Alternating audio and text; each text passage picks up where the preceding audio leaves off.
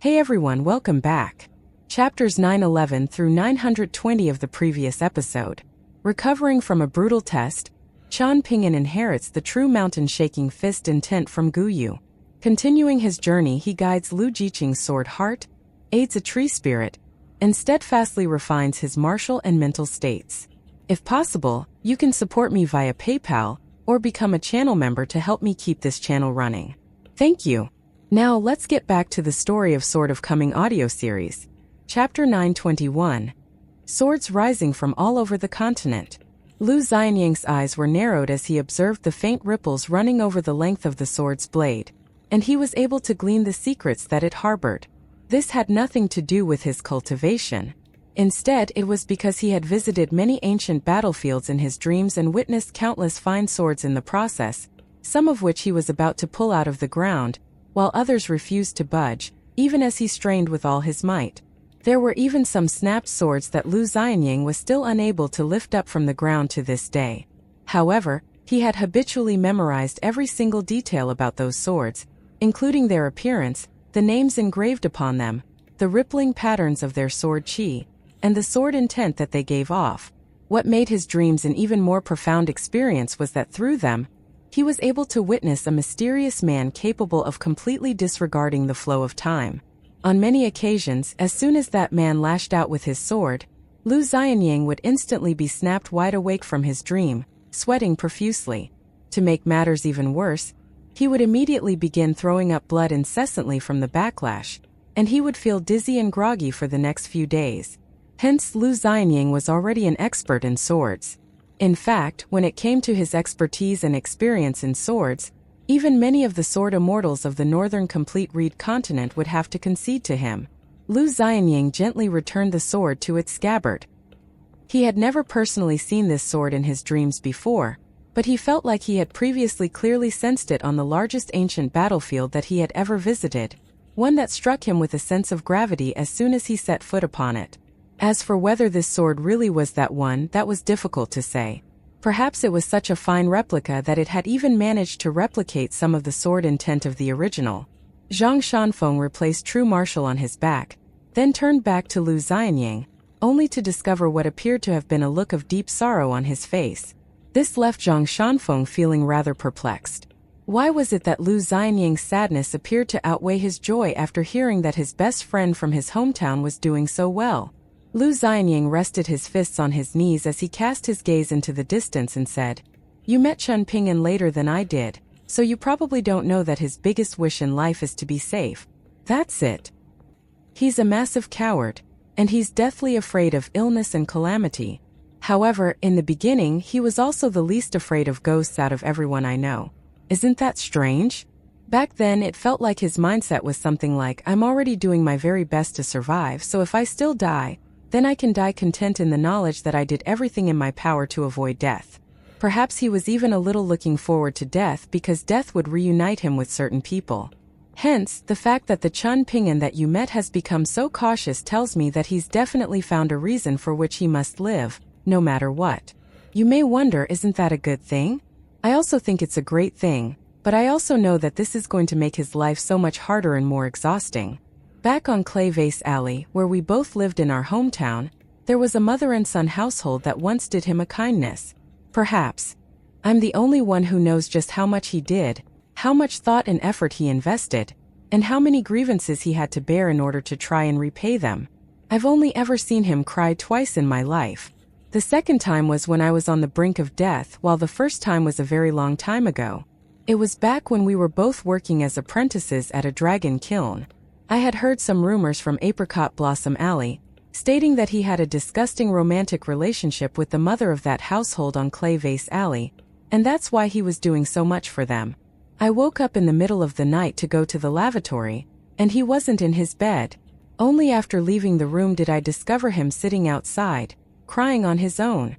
I've always been someone who never really let anything weigh on my mind, particularly not the things that people said about me, so when he told me why he was crying after I asked him, I initially found it really funny and felt like he was too sensitive. Hence, I jokingly asked him whether he really was sleeping with the woman, but he was so distraught that he completely ignored me. That's when I knew that he had truly been hurt by those rumors. and I knew not to joke around with him anymore. I don't know how to console people, so I could only keep him company. In the end, he managed to console himself. He told me that he would never be able to repay Gukan and his mother for as long as he lived, so he would have to be more careful when he did things for them in the future. He couldn't just recklessly do things for them to make himself feel better, when his actions could potentially lead to slanderous rumors that could harm the reputation of his benefactor. If he focused solely on his own feelings, then Gukan and his mother would be the only ones to suffer. At the time, I really wanted to present a possibility to him.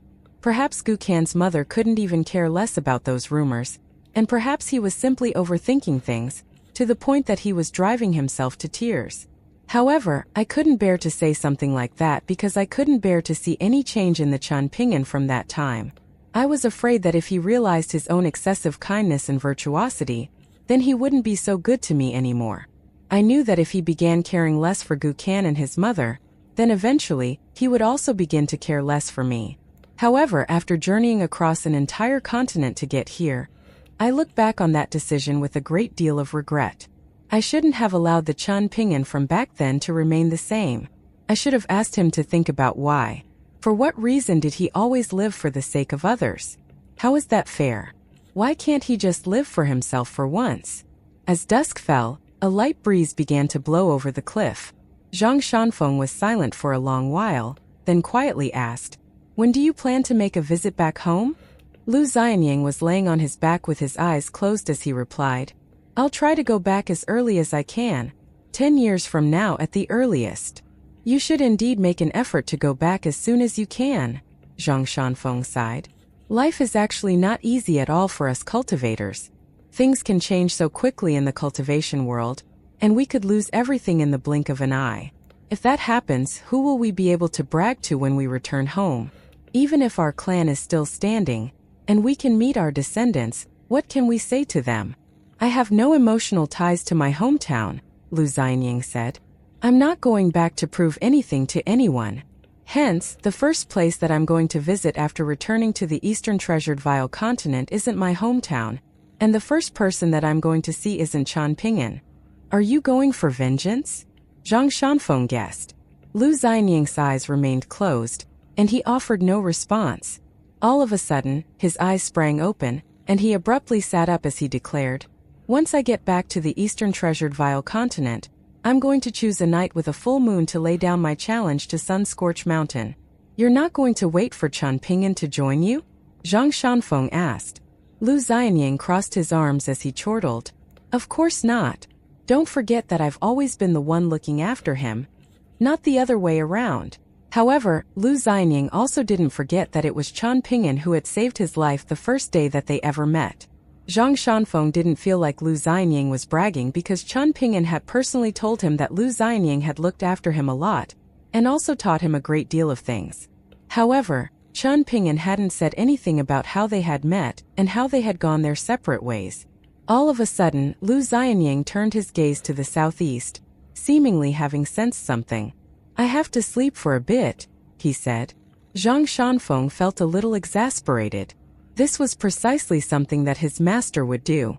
In the distance, both of the old men heaved a forlorn sigh in unison, and in particular, spiritual master Fire Dragon's sigh seemed especially laden with sorrow. As it turned out, the old friend that had previously traveled from Stalactite Mountain to visit him on the ground-lying peak was the first sword immortal from the northern complete reed continent to have perished in battle to the south of the Sword Chi Great Wall.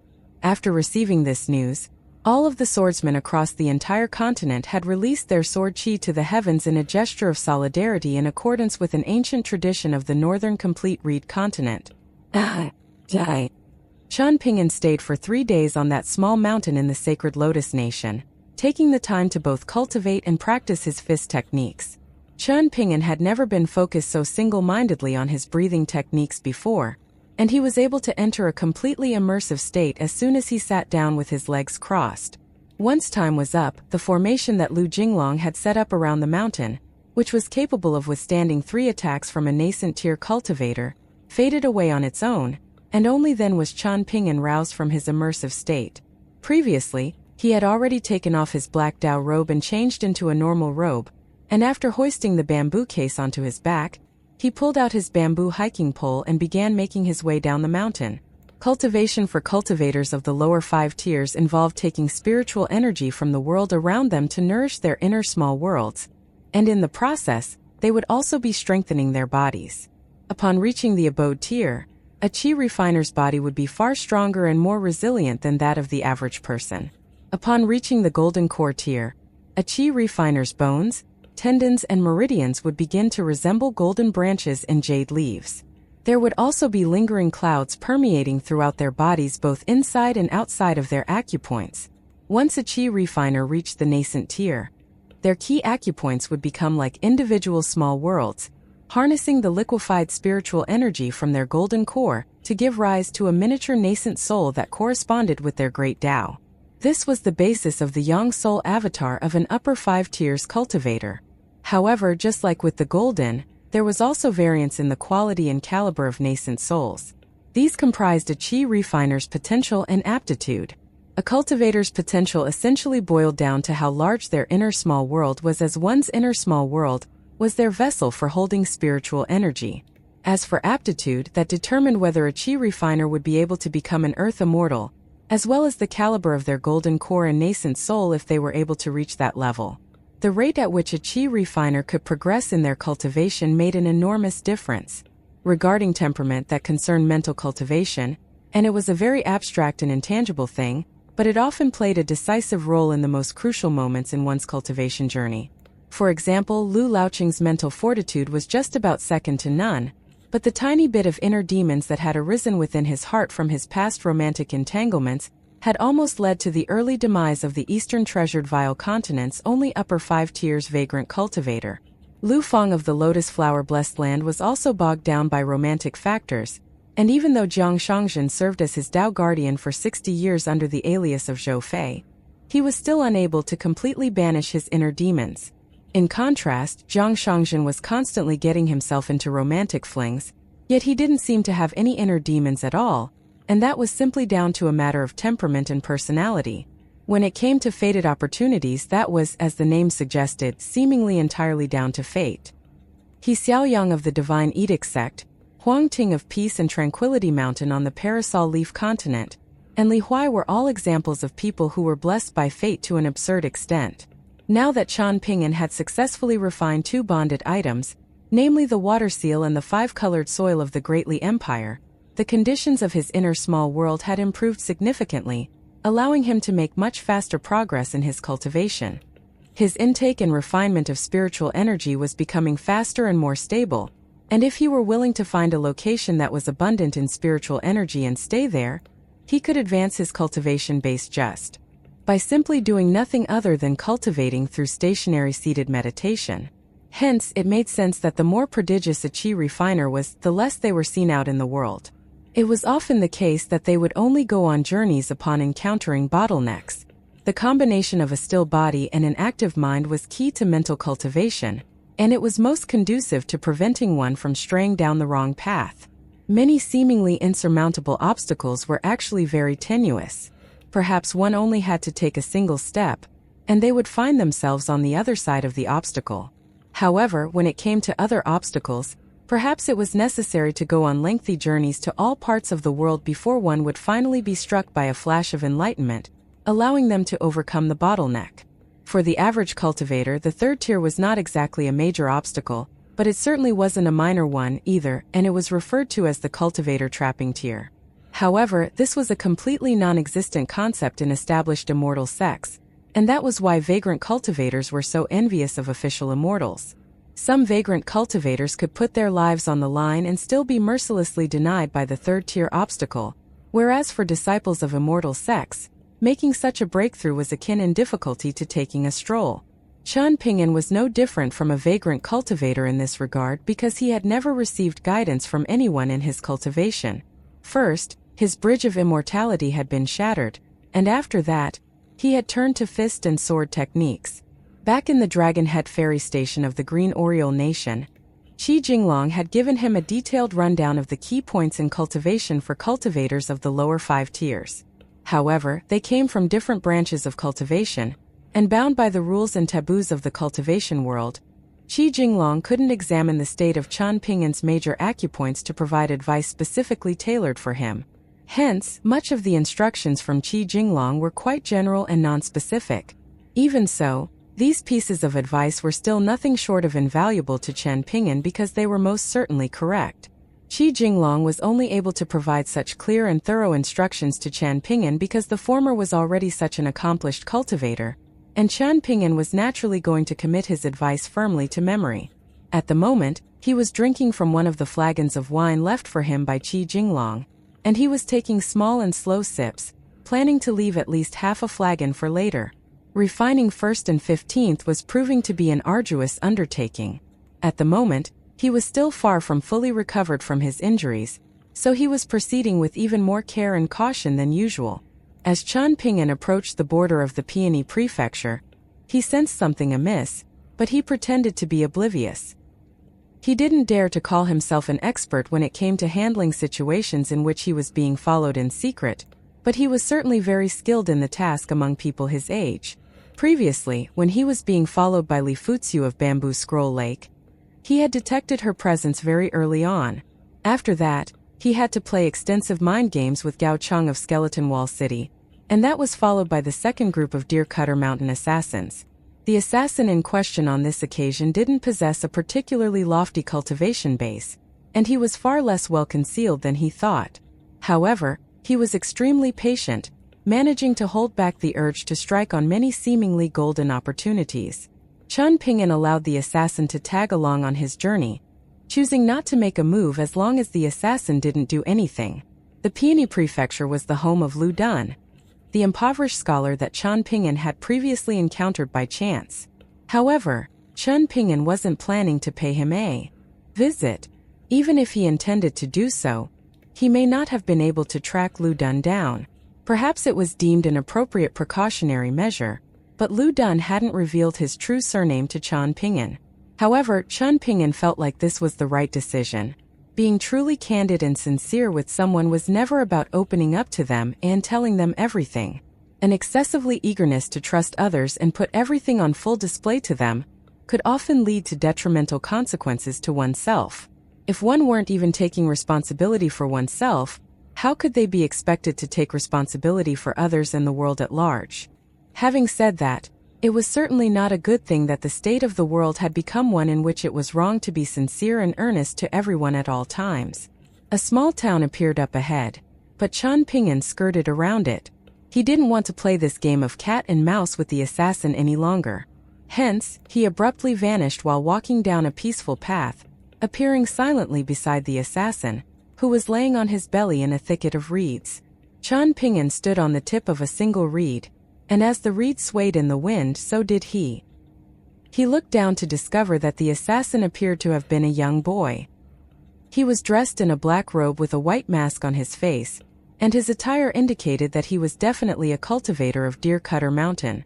This was a rather thought-provoking turn of events in Qian Ping'an's eyes. This young assassin from Deer Cutter Mountain had gone to great lengths to follow him all this way. Perhaps Qi Jinglong had failed to find the founder of Deer Cutter Mountain or failed to convince them to continue targeting Qian Ping'an, and they had actually sent out a cultivator of the upper 5 tiers to kill him. Alternatively, Qi Jinglong had managed to convince them, but Deer Cutter Mountain was, for some reason, obligated to stage a third assassination Qian Ping'an. Hence, they had sent this boy after him just so they could say that they had made a third attempt. After this, they would accept no further requests to assassinate Qian Ping'an, even if the client were to offer them entire mountains of immortal coins. If this were the case, then why hadn't Qi Jinglong made an appearance this entire time? Your target has vanished. You're not going to look for him? Qian Ping'an asked. The assassin instantly stiffened, then slowly turned his head to face Qian Ping'an. He wanted to run, but his instincts told him that any attempt to escape would result in instant death, whereas remaining where he was could grant him a slim chance at survival. The boy slowly sat up, then removed his mask as he said, "I have an agreement with Lu Jinglong. If you find me, then my assassination attempt has failed, and I have to become his disciple and cultivate under him, so don't kill me." "Where is he?" Qian Ping'an asked. The boy shook his head as he replied, "He told me to tell you that he's going to make a trip to the capital of the Great Seal Script Empire first, Then come and find us after that." A look of frustration then appeared on the boy's face as he slammed his fist into the ground and he grumbled, "This is my first ever assassination job." Qian Pingyan drifted down onto the ground, then made his way out of the reeds, using his hiking pole to clear out a path. After some hesitation, the boy gritted his teeth and cast his mask aside, then followed Qian Pingyan onto the path. Qian Pingyan slowed down slightly, and the boy mustered up some courage before catching up to him. The two of them began walking alongside each other. There were some rumors swirling around within Deer Cutter Mountain pertaining to Qian Pingyan. The boy was deemed a bright prospect by Deer Cutter Mountain, and had been receiving training as an assassin from a young age. Furthermore, he had grown up by the mountain master's side his entire life, so he was privy to some secrets. From what he had heard, Qian Pingyan appeared like an innocuous and easygoing scholar, but following the first failed assassination attempt on him, another hit was ordered on him almost immediately thereafter. The mountain master had once told the boy that Qian Pingyan was someone who was prone to getting himself into a lot of trouble, but was also very good at getting himself out of trouble. "Are you a swordsman?" Qian Pingyan asked. The boy nodded as he replied, "My master told me that I'm very precious for my aptitude as a swordsman, so he told me to cherish my life and to not be in a hurry when it comes to taking on jobs. Otherwise, he would be making a loss on all of the immortal coins that he spent on me. I've always wanted to begin taking on jobs as soon as I can in order to repay my master, but I never thought we'd run into someone like Lu Jinglong. He told me my master that he wasn't going to move, and that my master could attack him however he liked. However, after each attack, he would have to listen to one of Lu Jinglong's principles. My master attacked him twice, so he had to listen to two principles." A dejected look appeared on the boy's face as he spoke. In his memory, his master's sword had never failed to claim the life of its target. Regardless of their cultivation base, they would be decapitated without fail. The boy heaved a heavy sigh, but that didn't do anything to assuage his frustrations, and he continued, "Our Deer Cutter Mountain has always kept to its word, and in the end my master had no choice but to send me to assassinate you. Not only that, but from now on I will no longer have any ties with Deer Cutter Mountain. Instead, I have to go to some bullshit Great Emblem Sword sect with Lu Jinglong." Qian Pingyan smiled as he extended a hand toward the boy, who asked in a perplexed manner, "What do you want? Don't you have to thank me for giving you the opportunity to cultivate in the Great Emblem Sword sect?" Qian Pingyan asked. "Are you retarded?" The boy scoffed. "Who wants to become an official immortal? If only I had a bit more power, I would have pierced you through the heart with my sword and put an end to your life." Qian Pingyan withdrew his hand with an amused smile as he remarked, "You really should cultivate under Qi Jinglong to rid yourself of some of your killing intent." The boy spat onto the ground in disdain as he scoffed. "So what if Lu Jinglong is stronger than my master? Why should I cultivate under him? He's clearly a nerd. If I have to cultivate under him, I'll have to refer to him as master every day, even though just the sight of him pisses me off. How will I ever become a sword immortal under him? Have you considered that perhaps your master actually wants you to cultivate under Qi Jinglong?" Qian Pingyan asked. The boy was silent for a moment, then replied, "I figured that was likely the case. My master has always been very good to me, and he's always looked out for my best interests. That's why I'm planning to refer to Lu Jinglong as master, but in my heart, I will only ever have one master." The boy then turned to Qian Pingyan with an uneasy expression, worried that he would relay this message to Lu Jinglong. For some reason, he couldn't help but want to share some thoughts from the bottom of his heart to this young man. Perhaps it was because all of this had happened so quickly that he needed someone to complain to. Otherwise, he felt like he was about to explode. "It's good that you think this way, and it's always the right way to feel," Qian Pingyan said with a smile. "However, if you change your mind in the future, that doesn't mean that your current feelings are wrong." "Who the hell do you think they are trying to educate me?" the boy snapped with tightly furrowed brows. "You think you're a big deal just because I can't kill you? You think that gives you the right to preach to me, is that it?" His personality was certainly a little abrasive. Qian Pingyan remained unbothered as he countered, "Anyone can preach and espouse principles. I'm stronger than you and willing to educate you. Is that a bad thing?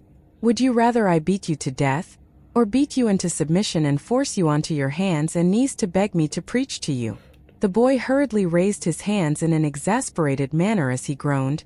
"Stop! I don't want to hear it. This is exactly the kind of nonsense Lu Jinglong spouted to my master. In the end, my master was so annoyed that he was forced to tell me to leave, and he didn't allow me to argue at all."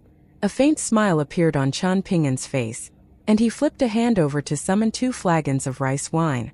"Care for a drink?" The boy's eyes instantly lit up as he took one of the flagons from Qian Ping'an, then opened it before taking a big swig of wine. A disdainful look then appeared on his face as he scoffed. "So this is what wine tastes like? I really haven't been missing out on much." Qian Ping'an continued onward at a leisurely pace as he said, "Now that you've opened the flagon and taken a drink from it, you better finish the rest. I don't mind if it takes you some time.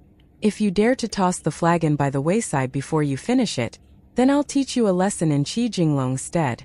And it's not a lesson that you'll want to learn." A mocking sneer appeared on the boy's face as he jeered. "See? In the end, you still resort to intimidation by threats of violence. You're even worse than Lu Jinglong. Make sure to savor your wine before Qi Jinglong gets back," Qian Ping'an said with a smile. "Once you begin cultivating under him, you won't get to drink wine for a very long time, even if you want to." The boy's brows furrowed slightly as he asked, "How do you know Lu Jinglong forbade me from drinking wine that you offer to me?" "I don't. How could I? I'm not a clairvoyant god," Qian Ping'an replied with a shake of his head. The boy raised his arm, then took a hesitant look at the wine flagon in his hand, and in the end, he didn't dare to toss it away. Instead, he took another sip of wine. He actually enjoyed the taste. There was none of the unpleasant burning sensation that he had been told was the norm for first-time drinkers. "Looks like I was naturally cut out for drinking, as expected of a natural sword prodigy like me." All of a sudden, a thought occurred to him and he proposed, "How about you tell Lu Jinglong that you want to take me as your disciple instead?" Qian Ping'an paid no heed to him. The boy began trying to persuade him, telling him that he would remember this favor and be sure to repay him in the future. He told Qian Ping'an that once he returned to Deer Cutter Mountain, he would be willing to help Qian Ping'an assassinate his enemies free of charge. "What's your name?" Qian Ping'an suddenly asked. The boy wasn't the type to answer any question that came his way, but his name was a great source of pride for him, something that he was even more proud of than his aptitude in swordsmanship, and he declared, "My name is Bai Shou. My master gave me that name. In no more than 100 years' time, there will be a sword immortal called Bai Shou on the northern complete reed continent." Qian Ping'an raised his flagon to him, and initially, the boy didn't know what he was doing, but he quickly caught on and touched his flagon to Qian Ping'an's, following which each of them took a drink. Bai Shou wiped the back of his hand across his lips, feeling very good about himself. Now that he had learned to drink, he was beginning to feel like a heroic sword immortal. "You can listen to your master on everything else, but it would be way too much of a pity if a sword immortal didn't drink," Qian Ping'an said with an amused smile. Bai Shou nodded vigorously as he replied, "In the beginning I found you really annoying, but it seems like you're not so bad after all. What's your name? I'm not going to bother to remember many names in this lifetime, so you should feel honored that I'm asking you for yours." "My name is Qian Haoran," Qian Ping'an replied. "Don't try to play me for a fool." Bai Shou snapped. "What are you gonna do about it? Hit me?" Qian Ping'an challenged. "Of course not. Do you think I'm stupid?" Bai Shou scoffed with a roll of his eyes. "I do. Are you going to hit me now?" Qian Ping'an challenged again. Bai Shou could only take a drink to drown his indignation. This was the second biggest instance of humiliation he had suffered since leaving Deer Cutter Mountain. Qian Ping'an turned around to discover Qi Jinglong trailing along behind them. He had most likely already arrived long ago and had been following them for quite some time. "Is it a compulsive habit of yours to offer drinks to others?" Qi Jinglong asked in a resigned manner. "Every swordsman remembers the one who first offered a drink to them," Qian Ping'an said with a smile. "Who was that person for you?" Qi Jinglong asked. "It was another swordsman," Qian Ping'an replied in a vague fashion. This entire time, Bai Shou had spoken to Qian Ping'an of Lu Jinglong with a sense of casual disdain and disrespect, but now that Lu Jinglong was actually present, he instantly became as timid and uneasy as a tamed kitten. He was terrified to have been caught drinking by Lu Jinglong, but didn't dare to cast the unfinished flagon of wine aside for fear of a beating from Chan Ping'an. The memory of his master's battle against Lu Jinglong was still fresh in the boy's mind. At the time, Lu Jinglong had truly stuck to his word, standing still on the spot and allowing Bai Shou's master to attack him. With nothing more than a casually inscribed formation, he was able to easily ward off the 2 sword strikes from Bai Shou's master, and the latter didn't even have the will to attempt a third attack. "I'm planning to return to my sect and go into seclusion," Qi Jinglong declared. Chan Ping'an nodded as he replied, "Make sure to make a breakthrough as soon as you can so I can go find you. Otherwise, if you take too long, I may have already left the northern complete reed continent. I'm not going to turn around and make a trip just for you. Of course, I can consider it if you're willing to have a drink." "I'll pass," Qi Jinglong scoffed with a roll of his eyes. "You went to the capital of the Great Seal Script Empire earlier, did you?" Chan Ping'an asked. "I did," Qi Jinglong replied with a faint sigh. Gu Yu is still yet to reach the capital of the Great Seal Script Empire, but he sent a letter ahead, telling Ji Yu of Ape Call Mountain that there was no need to search for him, and that the 2 of them could engage in a final showdown next to Jade Seal River. "I'm not really interested in seeing their battle, so I chose not to stay, but they should be clashing very soon." Chan Ping'an also heaved a faint sigh as he began drinking again. "A 10th tier martial artist is nothing," Bai Shou scoffed. "For a mighty sword immortal like Ji Yu, I reckon it'll only take him a couple of sword strikes to kill his opponent. What do you think of the current state I'm in?" Chan Ping'an asked with a smile. "You're in a terrible state, of course," Bai Shou replied. "Your entire body is riddled with injuries. I'm sure you must be petrified of us Deer Cutter Mountain cultivators after this ordeal." Chan Ping'an and Qi Jinglong exchanged an amused smile, and Bai Shou was rather perplexed to see this. "Is that not what happened? Let's go find a peaceful mountain summit before I go, Chan Ping'an," Qi Jinglong suddenly said. "Once we get there, you're going to witness a rather uncommon sight that will deepen your understanding of our northern complete reed continent." Chan Ping'an naturally raised no objections. That night, the 3 of them stood on the summit of a tall mountain. Ji Yu stood on one bank of the Jade Seal River, while Gu Yu stood on the other, and the latter smiled as he said, "Go ahead. I won't try to attack you." "I trust you," Ji Yu said with a nod. That night, countless swordsmen across the entire continent sent their flying swords racing up into the heavens. It was like a radiant reverse waterfall of sword chi. Among these swordsmen was Bai Shang, the number 1 sword immortal of the north, and his flying sword was particularly bright, resembling a bright moon among lesser stars as it ascended into the night sky. All of the swordsmen of the Great Emblem Sword sect also cast their flying swords up into the sky, led by their sect leader, and the collective sword light was so bright that the entire sect was illuminated to be as bright as day.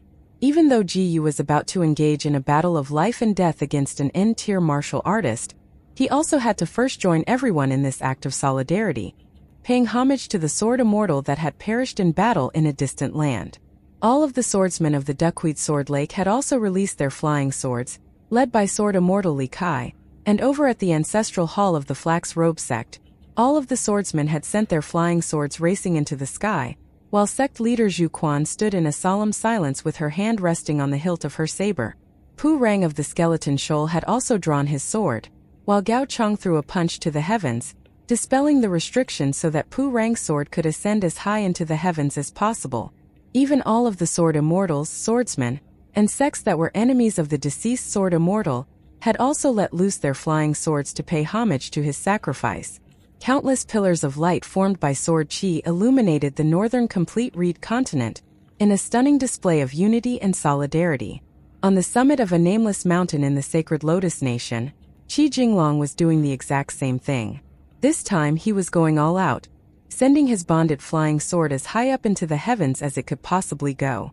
Qi Jinglong stood with his hands clasped behind his back, observing the long streaks of light rising into the heavens on the horizon. All of a sudden, he turned to Chan Ping'an with a smile as he asked, "Are you sure about this?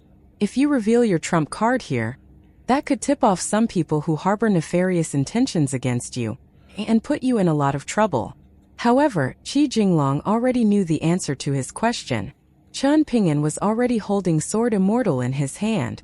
Chan Ping'an raised his head and said, I've thought about so much that others are unwilling to think about precisely so that I can do some things without having to think. Is that not the case? Bai Shou was struggling to keep his eyes open against the blinding radiance of Qi Jinglong's sword light, but he opened his eyes as wide as he could to not miss the sight that was to come. In the next instant, a streak of golden sword light erupted into the heavens, following which two more streaks of sword light, one white and one green, flew out of Qian Ping'an's acupoints before also rising up into the night sky.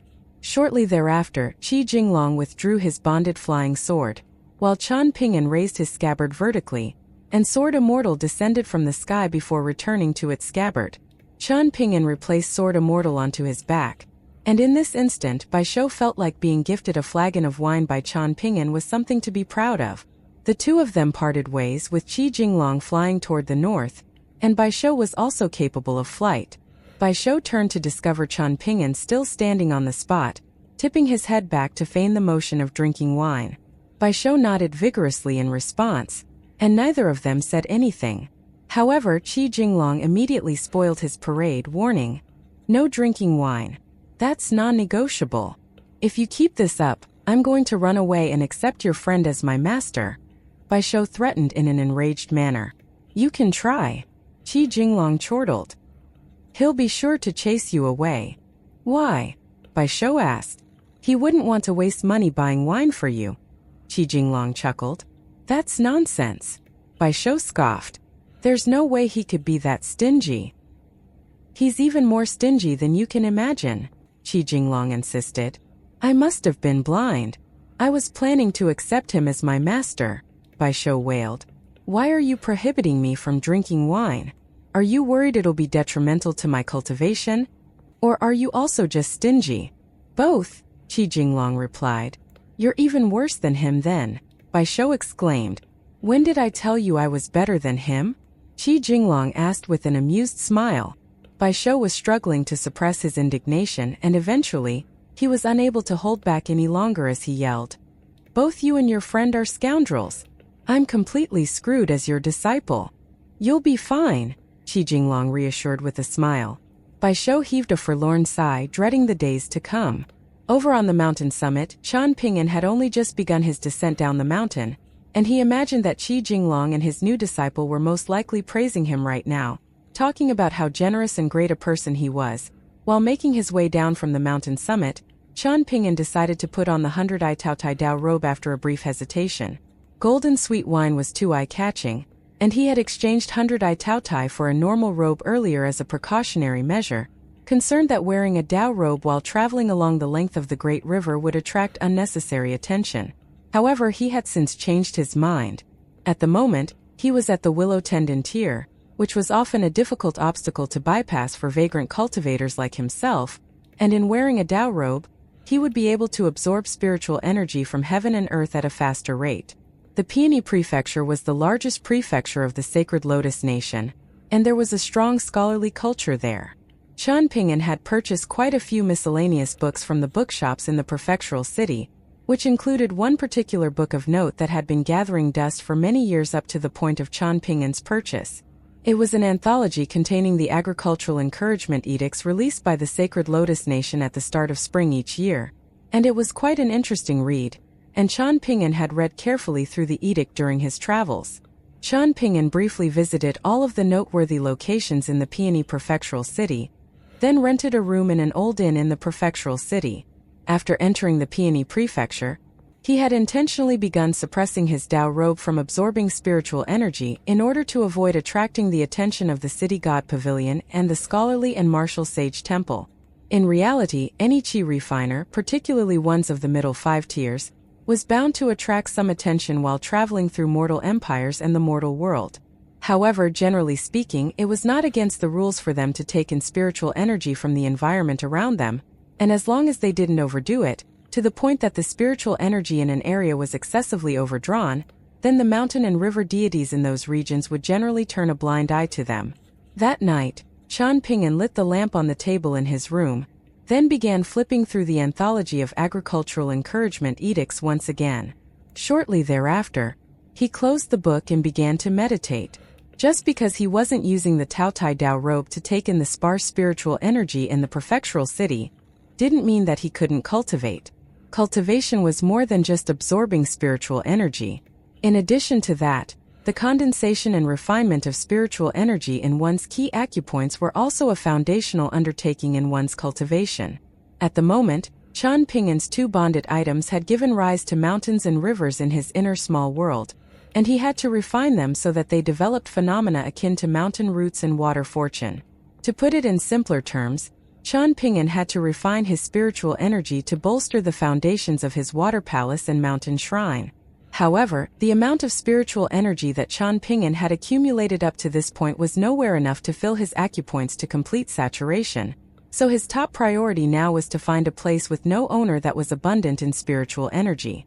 However, that was not an easy task, so another option was to settle for cultivating in seclusion for a few days at an immortal inn like the Dragon Head ferry station of the Green Oriole Nation. Alternatively, he could also refine immortal coins directly into spiritual energy to be injected into his acupoints, but at the moment Qian Pingin was still yet to even fully refine all of the spiritual energy he already had, so introducing additional spiritual energy would be a waste. The lower one's cultivation base, the slower their rate of absorption of spiritual energy, and the spiritual energy contained in immortal coins were extremely pure, which meant that it would dissipate very quickly. This was similar to how once a precious talisman was activated, if it couldn't be resealed in a timely fashion, then it would quickly be reduced to a piece of worthless scrap paper. While it was true that Qian Pingin's Dao robe could temporarily retain the spiritual energy from refined immortal coins, that would conflict with the illusion technique cast onto the Dao robe, defeating his objective of keeping a low profile.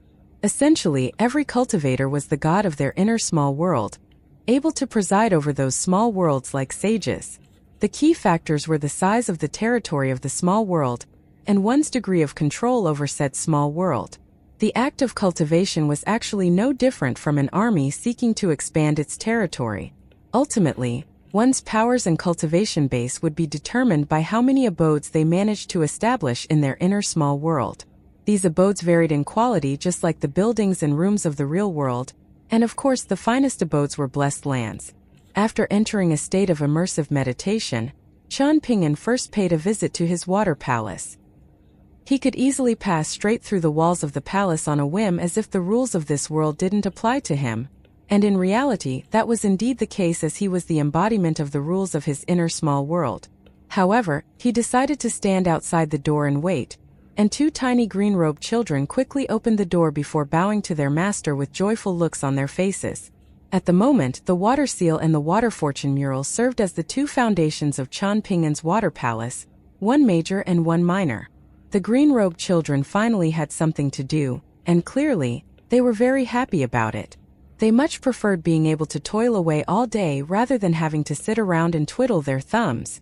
In the past, whenever Qian Pingin entered his inner small world, the green-robed children would gather before him in a neat row, looking up at him in silence with dissatisfied expressions.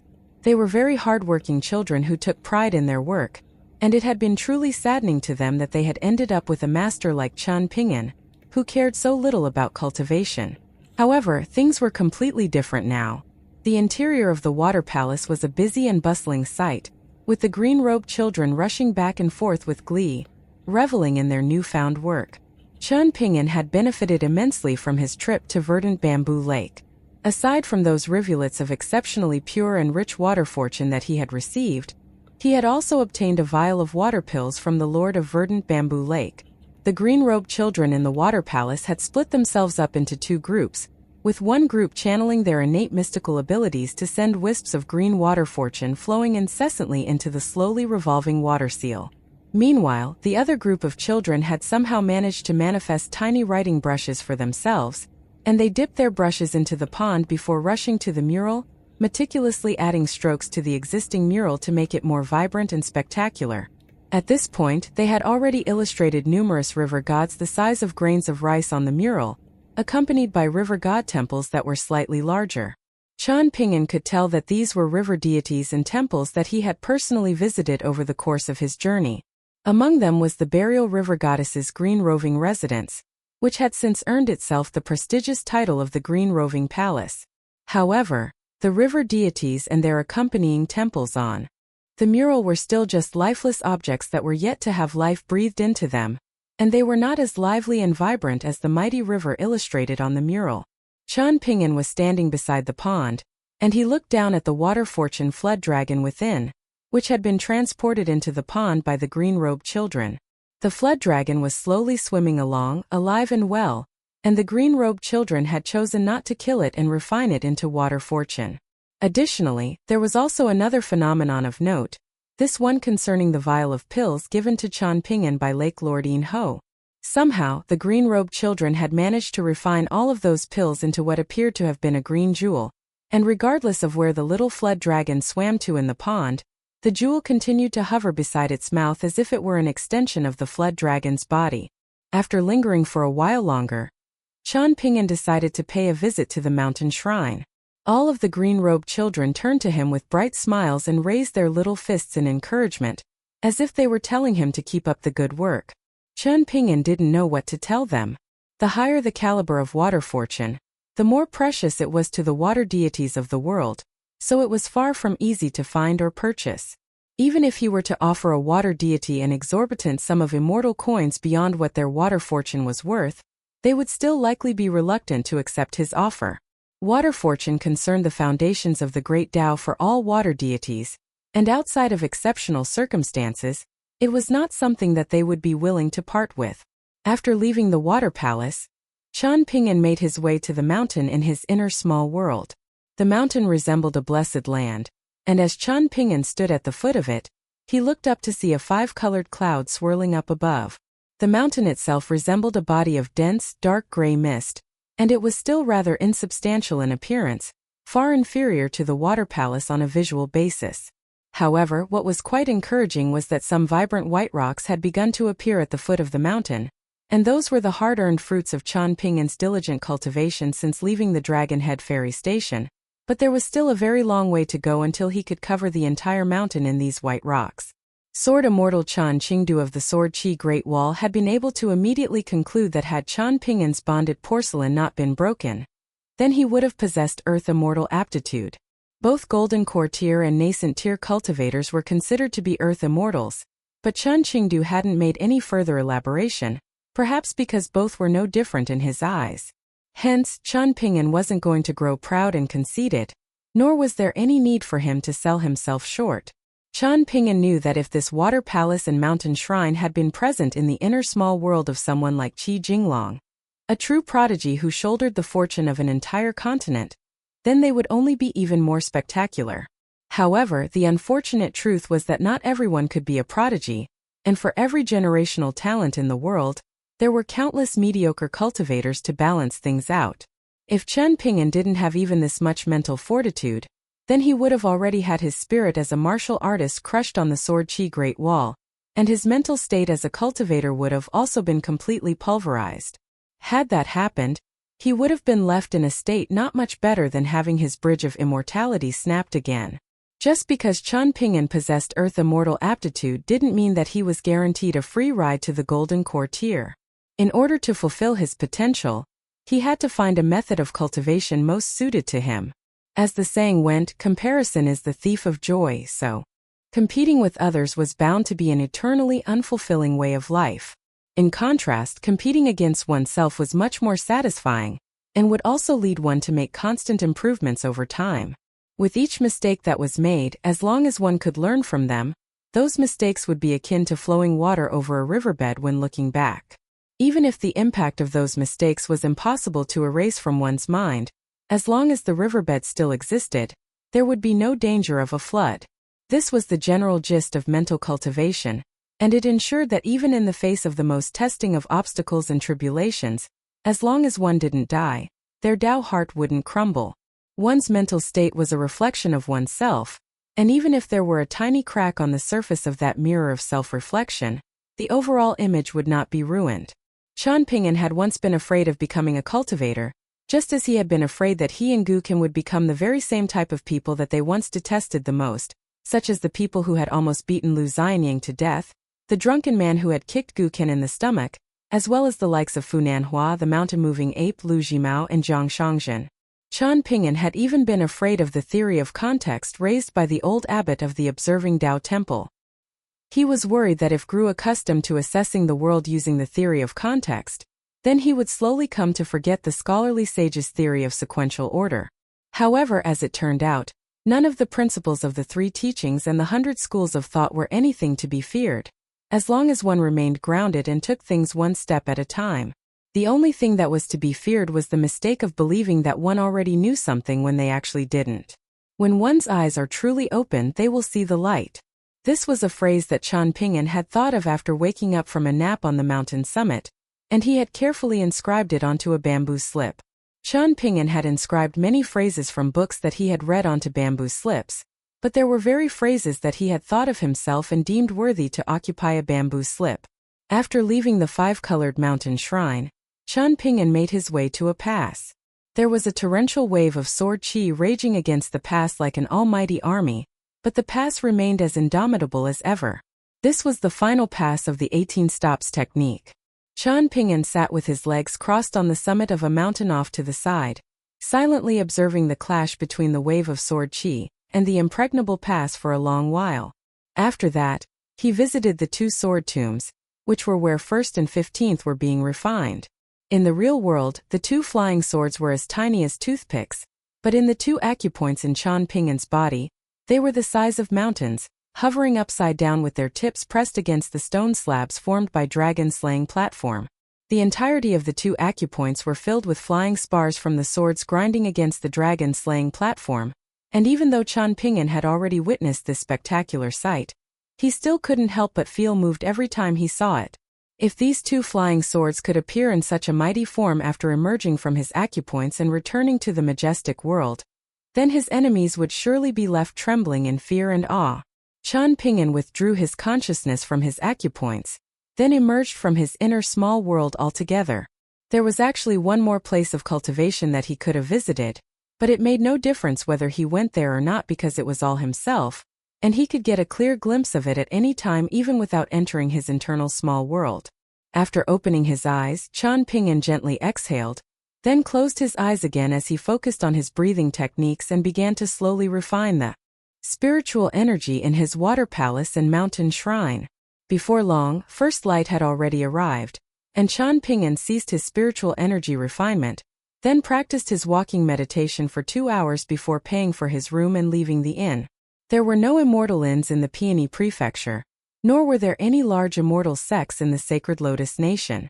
Even though the Sacred Lotus Nation wasn't a subsidiary nation to the Great Origin Empire, all of the past and present emperors and officials of the nation revered the scholarly lineage of the Great Origin Empire to the point of borderline blind idolization. In this regard, it was actually quite similar to the Great Li Empire of old, in which almost all scholars blindly revered the scholars of the Lu Empire and the Great Sui Nation. Regardless of how exceptional the writings of the local scholars of the Great Li Empire were, those writings would still be considered crude and unsightly, unless they were given the seal of approval by the literati of those two nations. A young scholar of the Lu Empire had once arrogantly declared that a poem he wrote using his foot would still be better than the finest work written by the uneducated savages of the Great Li Empire. It was said that the arrogant young scholar spent all his time getting drunk in the capital of the Lu Empire, disillusioned by the lack of recognition of his talents. At some point he encountered the Great Li Empire's forces, led by Song Chongjing, and no one knew exactly what had transpired during the encounter, but at the end of it, he had become an administrative official of the Great Li Empire. From there, he went to the Imperial Hanlin Academy in the capital of the Great Li Empire, where he was tasked with writing the historical records of the fallen Lu Empire. Enclosed within those records were chapters detailing the life stories of the renowned heroes and traitors of the empire, and he included his own life story as the final chapter in the traitor section, then apparently hung himself. Some speculated that Imperial Preceptor Cui Chan despised the young man, and that he had killed the young man in secret after the latter completed the historical records he had been tasked with writing, then staged his death as a suicidal hanging. There was also another rumor surrounding his death. The young man had spent his entire life unable to secure a spot for himself in the Lu Empire's officialdom, and after becoming a historian for the Great Li Empire, he made sure to only write about the heroes of the fallen Lu Empire at night. During his nightly writings, he would drink incessantly, and it was often the case that he would work himself up into a raucous frenzy in the dead of night.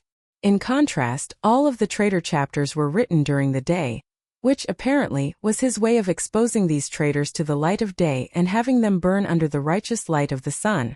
While writing these chapters, he would throw up blood into the empty wine cups, and in the end, it was said that he died from ill health brought on by the weight of his grief and reckless drinking. There was an immortal fairy station in a nation that neighbored the sacred Lotus Nation, and there was a route specifically dedicated to the Dragon Palace Small World. The route passed through the vast majority of the scenic locations that lined the great river leading into the sea, and it made frequent stops to accommodate sightseeing trips for its passengers. This was actually primarily a sightseeing route, and immortal transactions were only regarded as secondary in importance. If it weren't for his run-ins with Yang Ningxing and the lofty Cloud Palace, Qian Pingyan would have definitely visited this renowned small world. The Dragon Palace Small World was owned by 3 parties, 2 of which were the Yang clan of the Great Origin Empire and Sword Immortal Li Kai's Duckweed Sword Lake. Given Qian Pingyan's connections to Duckweed Sword Lake, he should have been able to visit the Dragon Palace Small World without having to fear for his own safety, but favors like these should be conserved as much as possible instead of being redeemed for no just cause. Exchanges of favors between normal friends was necessary, but one had to be able to return their favors at any time, and at the moment, Qian Pingyan didn't feel like he had the ability to repay any favors to Zhu Quan of the Flax Robe Sect or Li Kai of Duckweed Sword Lake. As for Qi Jinglong, he was an exception. Qian Pingyan left the Peony Prefecture in an uneventful fashion, and began slowly trekking toward the neighboring nation with Sword Immortal on his back, and his bamboo hiking pole in his hand. In the end, he never encountered the scholar that referred to himself as Lu Dun. This was often the case in life. Separations after chance encounters often proved to be permanent farewells. Qian Pingyan was walking on the path of cultivation, as was everyone else. The celestial water nation was long renowned for its abundance of lakes and rivers. The vast majority of its provinces, prefectures, and cities, including even the capital city, were constructed on islands of different sizes. Hence, the nation's transportation water channels were always very busy. There was a large stream that fed into a lake by the name of the Peach Blossom Stream. The stream's current was always very gentle, and its banks were lined with peach trees. It was a very popular tourist destination, particularly for esteemed scholars and elites of neighboring nations. Qian Pingyan was making his way along the stream, but instead of following it directly to a lakeside county, he went down a small path to arrive at an immortal paradise called the Peach Blossom Fairy Station. Cultivators could enter the fairy station simply by dispelling a rudimentary illusion, and upon entering the secret area beyond, they would be met with a whole new world. There was a lush mountain in the Peach Blossom Fairy Station, one that was surrounded by a small and peaceful lake. The water in the lake was green, and there were white clouds suspended in the sky above the fairy station all year round, resembling an azure-robed immortal wearing a white crown. All of the ships that passed through the area had to go through the sea of clouds, and as a result, they were often concealed from the mortals below. The Peach Blossom Fairy Station belonged to the number immortal abode of the Celestial Water Nation, the Rainbow Sparrow Residence, which was occupied solely by female cultivators. They excelled in refining the water of the Peach Blossom Stream, and using many types of immortal plants in conjunction with an ancient secret technique, to weave a type of special Tao robe. At the very most, the entire Rainbow Sparrow Residence was only able to produce 6 of these Tao robes a year, and apparently, all of their future Tao robes to be produced over the next century had already been pre-ordered by all of the major sects in the central region of the Eastern Treasured Vile Continent. They were mostly being purchased by various official immortals to be presented to their direct disciples of the lower 5 tiers as a celebratory gift for when they reached the middle 5 tiers. When it came to traveling by immortal ship, Qian Pingyan was already very well versed in the process, and he entered a tall building at the ferry station to inquire about the costs. From there he paid some immortal coins in exchange for a peachwood badge that had a piece of beautiful scenery engraved upon it. The ship was going to set off at midnight for the Dragon Palace Small World, and it was going to be making many stops along the way to allow for its passengers to disembark and explore the various immortal tourist attractions dotted along the route. This method of earning money was actually also seen in that underground dragon channel of the Eastern Treasured Vile Continent and the Fan Clan's Osmanthus Island. The passengers enjoyed seeing the scenery and purchasing some specialty local products along the way, and the local immortal powers certainly weren't going to turn away customers. The immortal ship also received some dividends from these immortal powers for bringing customers to their doorstep, and it was a win-win-win situation for everyone. The Rainbow Sparrow residents had also specially set up a celestial robe workshop at the ferry station, where tourists could witness the dozen or so processes involved in weaving Dao robes free of charge. Chen Ping'an naturally wasn't going to miss out on something like this. He entered the workshop along with a large group of fellow passengers from the ship, and they were led through a long corridor that was lined with rooms, all of which were filled with young female cultivators toiling away. The rooms further down the corridor were where the Dao robes truly began to take shape, and the interiors of those rooms were illuminated by radiant light emanating from the Dao robes as they approached completion. Chen Ping'an was interested in purchasing a Dao robe, but he was a complete novice when it came to Dao robes, so he was concerned that his bartering would be ineffective, and he would end up purchasing a Dao robe for far more than it was worth. Even though official immortals were generally wealthier than vagrant cultivators, the former often saved more money than the latter in many transactions because sellers were likely to consider the backgrounds of their official immortal customers when stating their prices. In contrast, the vast majority of vagrant cultivators had no powerful backing, so no one had any qualms about charging them full price for their goods. Chen Ping'an was confident that the Rainbow Sparrow residence was definitely keeping a few of its finest Dao robes on hand, as well as a batch of finished Dao robes that it could bring out in case of emergencies. Of course, they wouldn't be willing to sell this stock to any ordinary cultivator. Chen Ping'an was feeling a little disappointed that Qi Jinglong wasn't with him. Otherwise, he would surely be able to negotiate a fair price with the cultivators of the Rainbow Sparrow residence. If a senior figure among the Rainbow Sparrow residence cultivators just so happened to have been an admirer of Qi Jinglong's and insisted on selling him a Dao robe at cost price, then who was Chen Ping'an to stop them? Chen Ping'an was feeling very dejected as he left the celestial robe workshop. Even in the case of incredibly wealthy and powerful immortal sects with countless Dao robes piled up in their treasure chambers, there would still always be demand for more. This was why demand always far outweighed supply when it came to Dao robes and military and armor pellets. Cultivators were able to enjoy long lives without having to fear any illnesses, so the only way their lives could be cut short would be if they were struck down by some unforeseen mishap. Dao robes and armor pellets were incredibly useful in protecting one in the case of such unforeseen mishaps, so no one would ever complain about having too many of them. Chen Ping'an had only just left the workshop when he was approached by a female cultivator with a very dignified appearance. Clearly, she was one of the decision-makers of the Rainbow Sparrow residence, and Chen Ping'an stopped in his tracks, then cupped his fist in a salute toward the woman. The woman returned the salute, then smiled as she said, "I am a disciplinary elder of the Rainbow Sparrow Residence's ancestral hall. My name is Wu Kun." Chen Ping'an was rather perplexed. This woman hadn't been in the workshop earlier, and he didn't know why she had come to see him, but he still reciprocated with a self-introduction of his own, declaring, "My name is Chan Haoran." He stated his false alias with not even the slightest hint of embarrassment. The woman had encountered more than her fair share of secretive cultivators in the past, and she didn't even bat an eyelid at Chen Ping'an's clearly false alias. After a brief hesitation, she cut straight to the point, asking, "May I ask if you're familiar with Lu Jinglong of the Great Emblem Sword sect? Who on the northern complete reed continent isn't familiar with Lu Jinglong?" Chen Ping'an countered with a smile. On the northern complete reed continent, people habitually referred to Qi Jinglong by his name that was recorded in the ancestral hall of the Great Emblem Sword sect, which was Lu Jinglong. Chen Ping'an hadn't asked Qi Jinglong about this, and the latter hadn't revealed anything to him either. Wu Kun was rather amused by this response. It was rather insincere, but it was also an accurate statement. At the moment, the head of our residence is in seclusion, but she once had the fortune of traveling with Mr. Lu for some time, and her cultivation benefited immensely from their time together. Wu Kun explained with a smile. She has always admired Mr. Lu greatly for his character, and it's always been a source of disappointment for her that Mr. Lu has never passed through our residence. Wu Kun was dealing in half-truths here. The current head of the Rainbow Sparrow residence was very young, and in terms of seniority, she was actually Wu Kun's junior niece.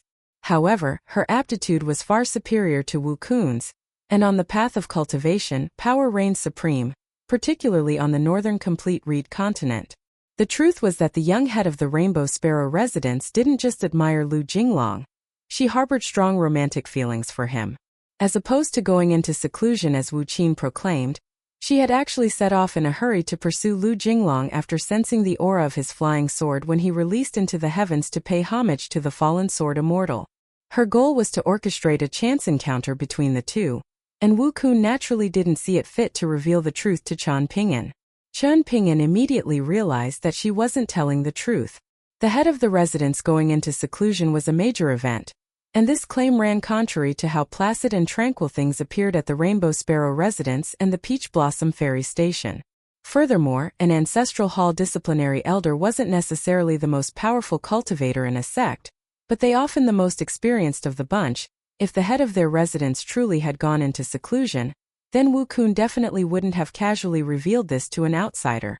Taking into account the supposed admiration that the head of the Rainbow Sparrow residence supposedly harbored toward Qi Jinglong, Chen Ping'an quickly realized that she had most likely set off in secret to intercept Lu Jinglong on his northbound journey back to his sect. Even though Wu Kun wasn't telling him the entire truth, she had already revealed to him as much as she could, and that was a display of sincerity in itself. Hence, Chen Ping'an decided to reciprocate, revealing in a candid fashion, "I am indeed familiar with Qi Jinglong." He had switched back to the name that he used when speaking to Qi Jinglong. Wu Kun's expression remained unchanged, but she was slightly shaken by his admission from Chen Ping'an. She had guessed this to be the case, but even for a golden core tier earth immortal like herself, she was still struck by a subtle sense of pressure upon receiving confirmation that the man standing before her was indeed an acquaintance of Lu Jinglong's. Back when Lu Jinglong released his sword to the heavens, the head of the Rainbow Sparrow residence was able to immediately identify him based on the aura of his flying sword. However, at the time, he had clearly been accompanied by another sword immortal, who had released a total of 3 flying swords to the heavens to join Lu Jinglong in paying homage to the fallen sword immortal. Wu Kun was not an idiot.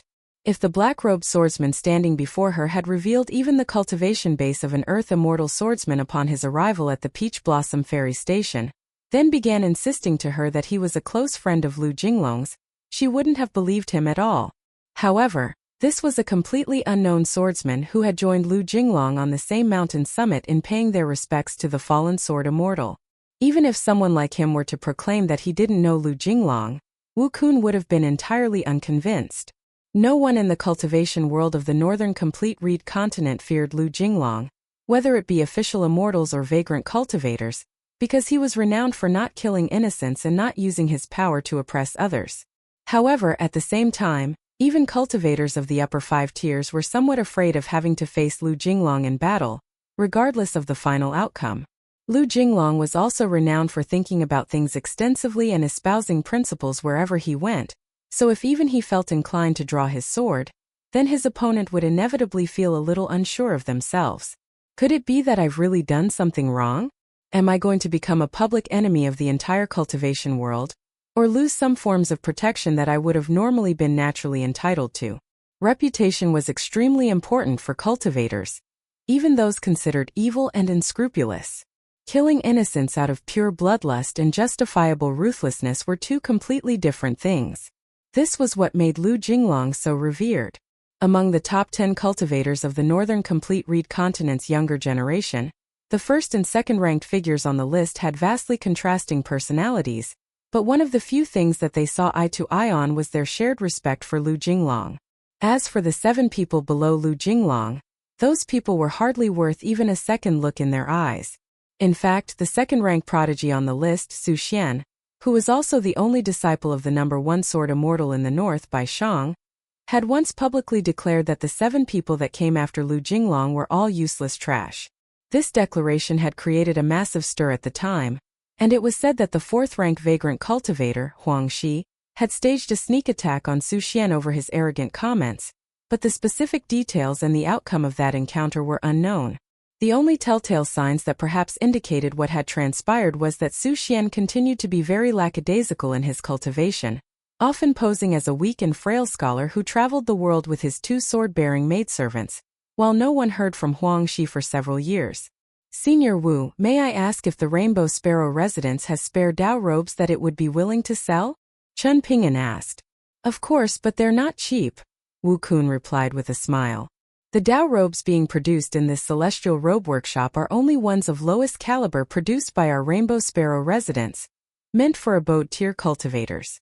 Above this we keep stock on two other types of Dao robes, meant for sea observation and Dragon Gate tier cultivators, and Golden Core and nascent tier cultivators.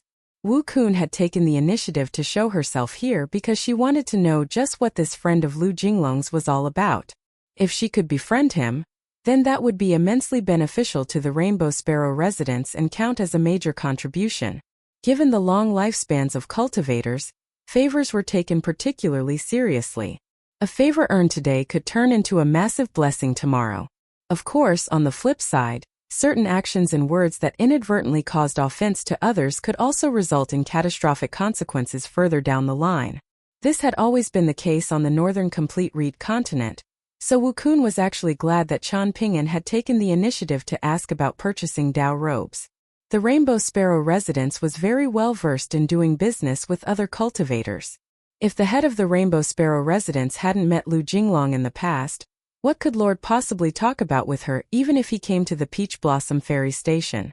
Were they supposed to discuss life principles and swordsmanship? On this occasion, it was only because of Lu Jinglong that Wu Kun had been willing to come and see Chen Ping'an. Otherwise, even if she had been curious about this foreign cultivator wearing a precious Dao robe, she would have chosen to mind her own business and turned a blind eye to him. May I ask for the prices of those two types of Dao robes? Chen Ping'an asked. Instead of providing an answer, Wu Kun smiled as she proposed. How about we take a walk together while we chat? There's a tea house over at our Peach Blossom Ferry Station, and the tea there is brewed using peach blossom water, while the tea leaves are unique to the mountain behind our colorful sparrow residence.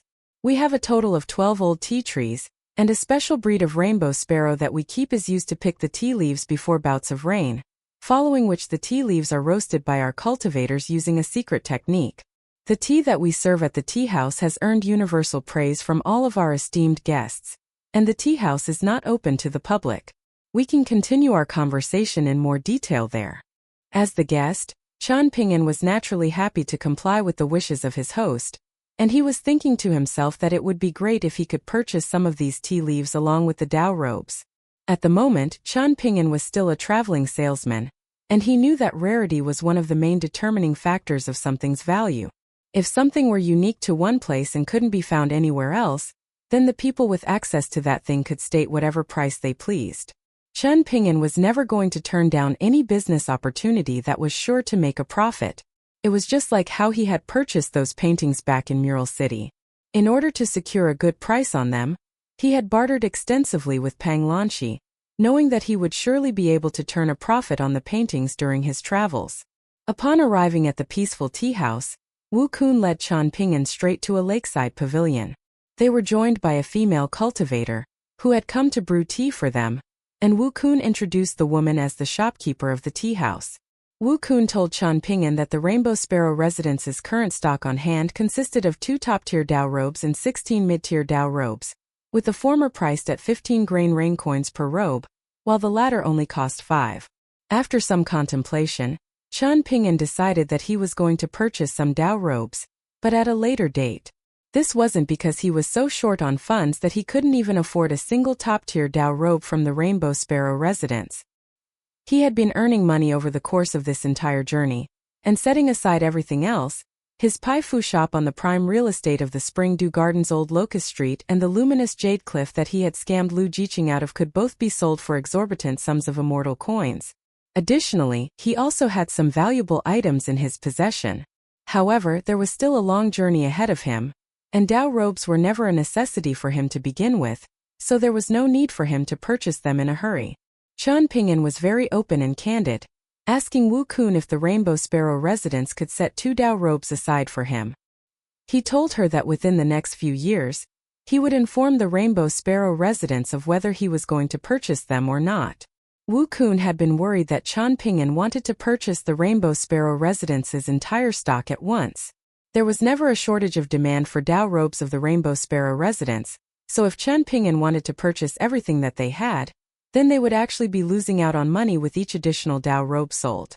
Even if they would be selling Qian Pingyan a favor by allowing him to purchase their entire stock, it would still be a difficult financial loss for the Rainbow Sparrow residents to stomach. Hence, this request from Qian Pingyan came as quite a relief to Wu Kun. As long as they agreed to set 2 Dao robes aside for him, regardless of whether he decided to purchase them or not, he would owe the Rainbow Sparrow residents a favor. Enthused by this turn of events, the normally not-so-talkative Wu Kun decided to chat with Qian Pingyan a little longer, much to the surprise of the tea-house's shopkeeper, who couldn't help but take a few extra glances at the young and mild-mannered black-robed swordsman. Wu Kun was a disciplinary elder, so she generally didn't get involved in the Rainbow Sparrow residents' business dealings, therefore making it all the more remarkable that she was discussing business with this young man. Qian Pingyan displayed immaculate manners, never drinking while Wu Kun was speaking and only lowering his head to sip on tea whenever there was a pause in Wu Kun's words. Additionally, he would thank the shopkeeper each time she refilled his cup. One could fake their words and expressions, but it was very difficult to fake one's disposition and the look in their eyes. The more time the shopkeeper spent observing Qian Pingyan, the more convinced she became that he had to have been an official immortal from a mighty immortal sect, much like Yang Ningxing of the lofty Cloud Palace. During the course of their conversation, Wu Kun naturally took it upon herself to promote to Qian Pingyan how brilliant and exquisite the Dao robes of the Rainbow Sparrow residents were.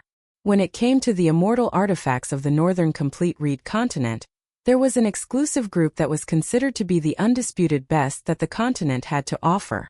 They were the spirit armor of the 3 official attendant temple, the flying swords forged by Hatred Sword Mountain that were replicas of the bonded flying swords of various mighty sword immortals, the crimson, purple, and azure kasaya of the Buddhist Radiance Monastery, and the crane feather robes of the lofty Cloud Palace.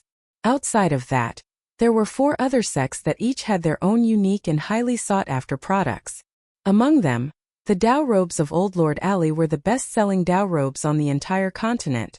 However, almost all of their Dao robes were exclusively supplied to the Jade Forest sect, and as a result, their prices were severely artificially inflated. Even so, the lustrous robe, of which Old Lord Ali produced only one of every 60 years, was still the primary choice of all of upper 5 tiers cultivators of the northern complete reed continent who weren't sword immortals. In addition to that, Old Lord Ali also supplied the suits of imperial armor worn by the emperors of mortal empires. These suits of armor were extremely luxurious and splendid, and even though they were sneered upon by cultivators as nothing more than glorified embroidered robes that were all style and no substance, they were still held in very high regard by mortal emperors. Then came the Dao robes produced by the Rainbow Sparrow residents. Qian Pingyan knew that the reason why the Rainbow Sparrow residents was losing to Old Lord Ali was because the latter had access to a top-tier secret technique, one that made their lustrous robes fit to be worn even by cultivators of the upper 5 tiers. This was nothing short of a blessing from the heavens, and it was something that the Rainbow Sparrow residents couldn't hope to replicate.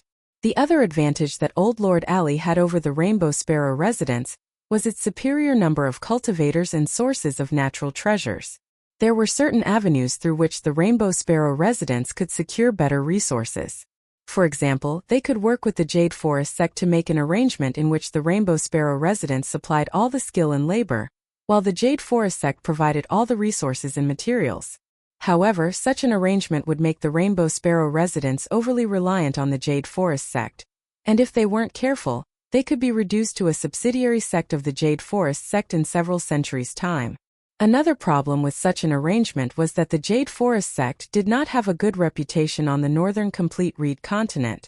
There had been countless jabs thrown at the founder of the Jade Forest sect by cultivators from all over the continent, mocking the fact that he had only been able to reach the unpolished Jade tier thanks to the sheer weight of his incredible wealth.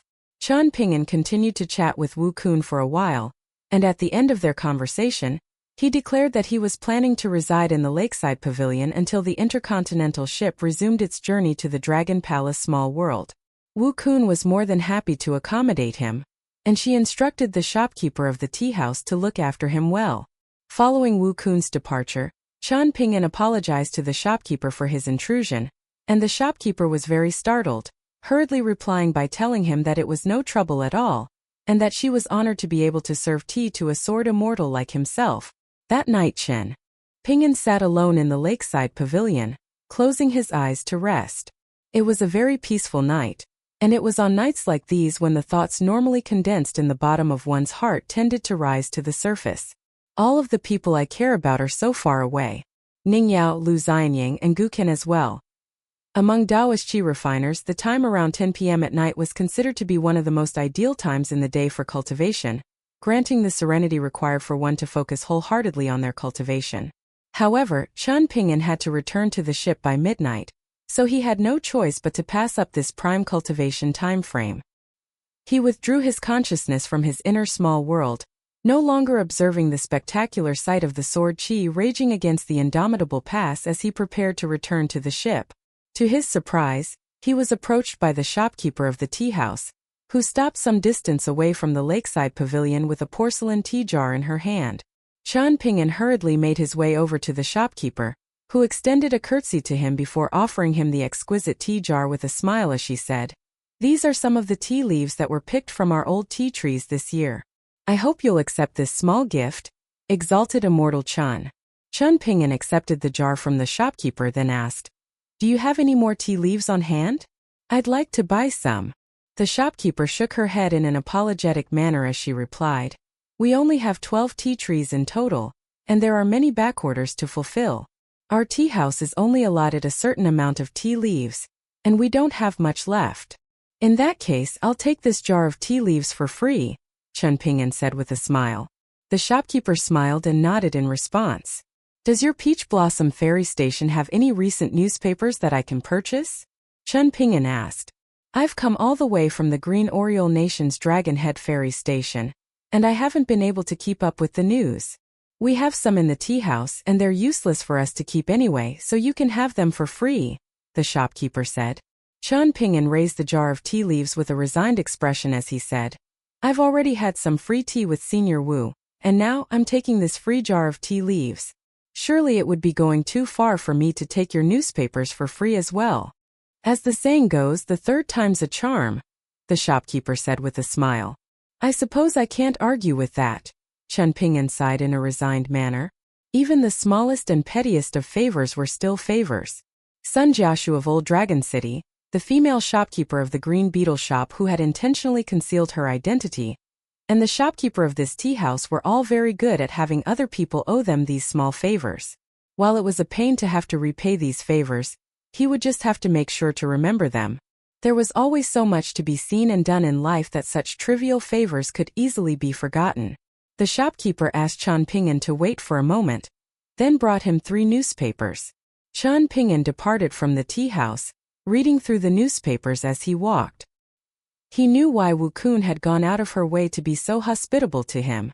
It had to have been because of the scene that he had caused, releasing his flying swords after Qi Jinglong. It seemed that no topics were off-limits for the brazen newspapers of the Northern Complete Read continent, but in reality there was an unwritten rule, which was that in the case of any sword immortal perishing at the Sword Qi Great Wall, no newspapers were to report on who had released their flying swords to pay homage to the fallen sword immortal. Qi Jinglong had explained to Qian Ping'an that this was because it was a serious and solemn matter that shouldn't be made into the stuff of entertainment and gossip. Over at the lakeside pavilion near the tea house, Wu Kun had returned to sit in her original spot, but Qian Ping'an was already gone. She had no interest in drinking on her own, and she merely sat in silence, looking out at the rippling water of the lake under the light of the moon. The shopkeeper was standing outside the pavilion. Not even a single immortal sect managed to gather any information on what happened at the capital of the Great Seal Script Empire for their newspapers? Wu Kun asked. The shopkeeper shook her head as he replied. Apparently, the Emperor of the Great Seal Script Empire strictly forbade any information from being leaked. At the time there was barely anyone spectating the battle. The Academy sage personally went to keep an eye on the proceedings, and even fewer people dared to spectate the battle in his presence, not even through the use of mystical abilities from afar. An amused smile appeared on Wu Kun's face as she mused. That sage does have a rather fiery temper, but it's undeniable that the central region of the Northern Complete Read continent has become a much safer place after he intervened on those 2 occasions. Why didn't you just give Mr. Qian a top-tier Dao robe, Senior Wu? The shopkeeper asked in a curious manner. Wu Kun gestured for her to sit down, and after the latter obliged, Wu Kun smiled as she explained, "It's all a matter of catering to different tastes. Clearly, Mr. Chun is someone who holds rules and manners in very high regard, so we should also follow the rules when dealing with him. If, instead, he were someone motivated by greed and lust, then I would have adjusted accordingly." Even though it was only a jar of tea leaves, Mr. Chun appeared genuinely delighted by the gift, the shopkeeper said in a thoughtful manner. Wu Kun took a glance at this clever junior of hers. The fact that she had been made the shopkeeper of the tea house that served all of the Rainbow Sparrow residence's most esteemed guests was a clear testament to her stellar intelligence and attention to detail. However, it was also an indication that she no longer had a future in cultivation, placing her in a similar awkward position to the vast majority of administrators that served on immortal ships. Wu Kun didn't want to elaborate on that. The shopkeeper clearly possessed sufficient self-awareness to understand her situation, so pointing out her cultivation limitations to her would be both redundant and hurtful. In any case, she was very attentive in her handling of guests and never did anything unnecessary, and that was enough for someone in her role. Wu Kun heaved a forlorn sigh as she wondered to herself whether the head of their residence had managed to encounter Lu Jinglong. When it came to Lu Jinglong of the Great Emblem Sword sect, there were far too many noteworthy stories to count. Many of the stories surrounding him were too far out of reach for a third-rate sect on the northern complete reed continent like the Rainbow Sparrow residence, but that didn't stop the head of their residence from developing feelings for Lu Jinglong over the course of their journey together. Furthermore, the head of the residence had never tried to hide her feelings for Lu Jinglong, and she often inquired her seniors, including Wu Kun, on matters related to romantic relationships, and as a result, even Wu Kun had become full of curiosity and admiration toward Lu Jinglong. It was often the case that women admired sword immortals, while men were infatuated with celestial maidens, and Wu Kun was very curious about how immortal Dao partners were able to remain together for so long. In the face of a calamity, would they really be willing to put their lives on the line for each other?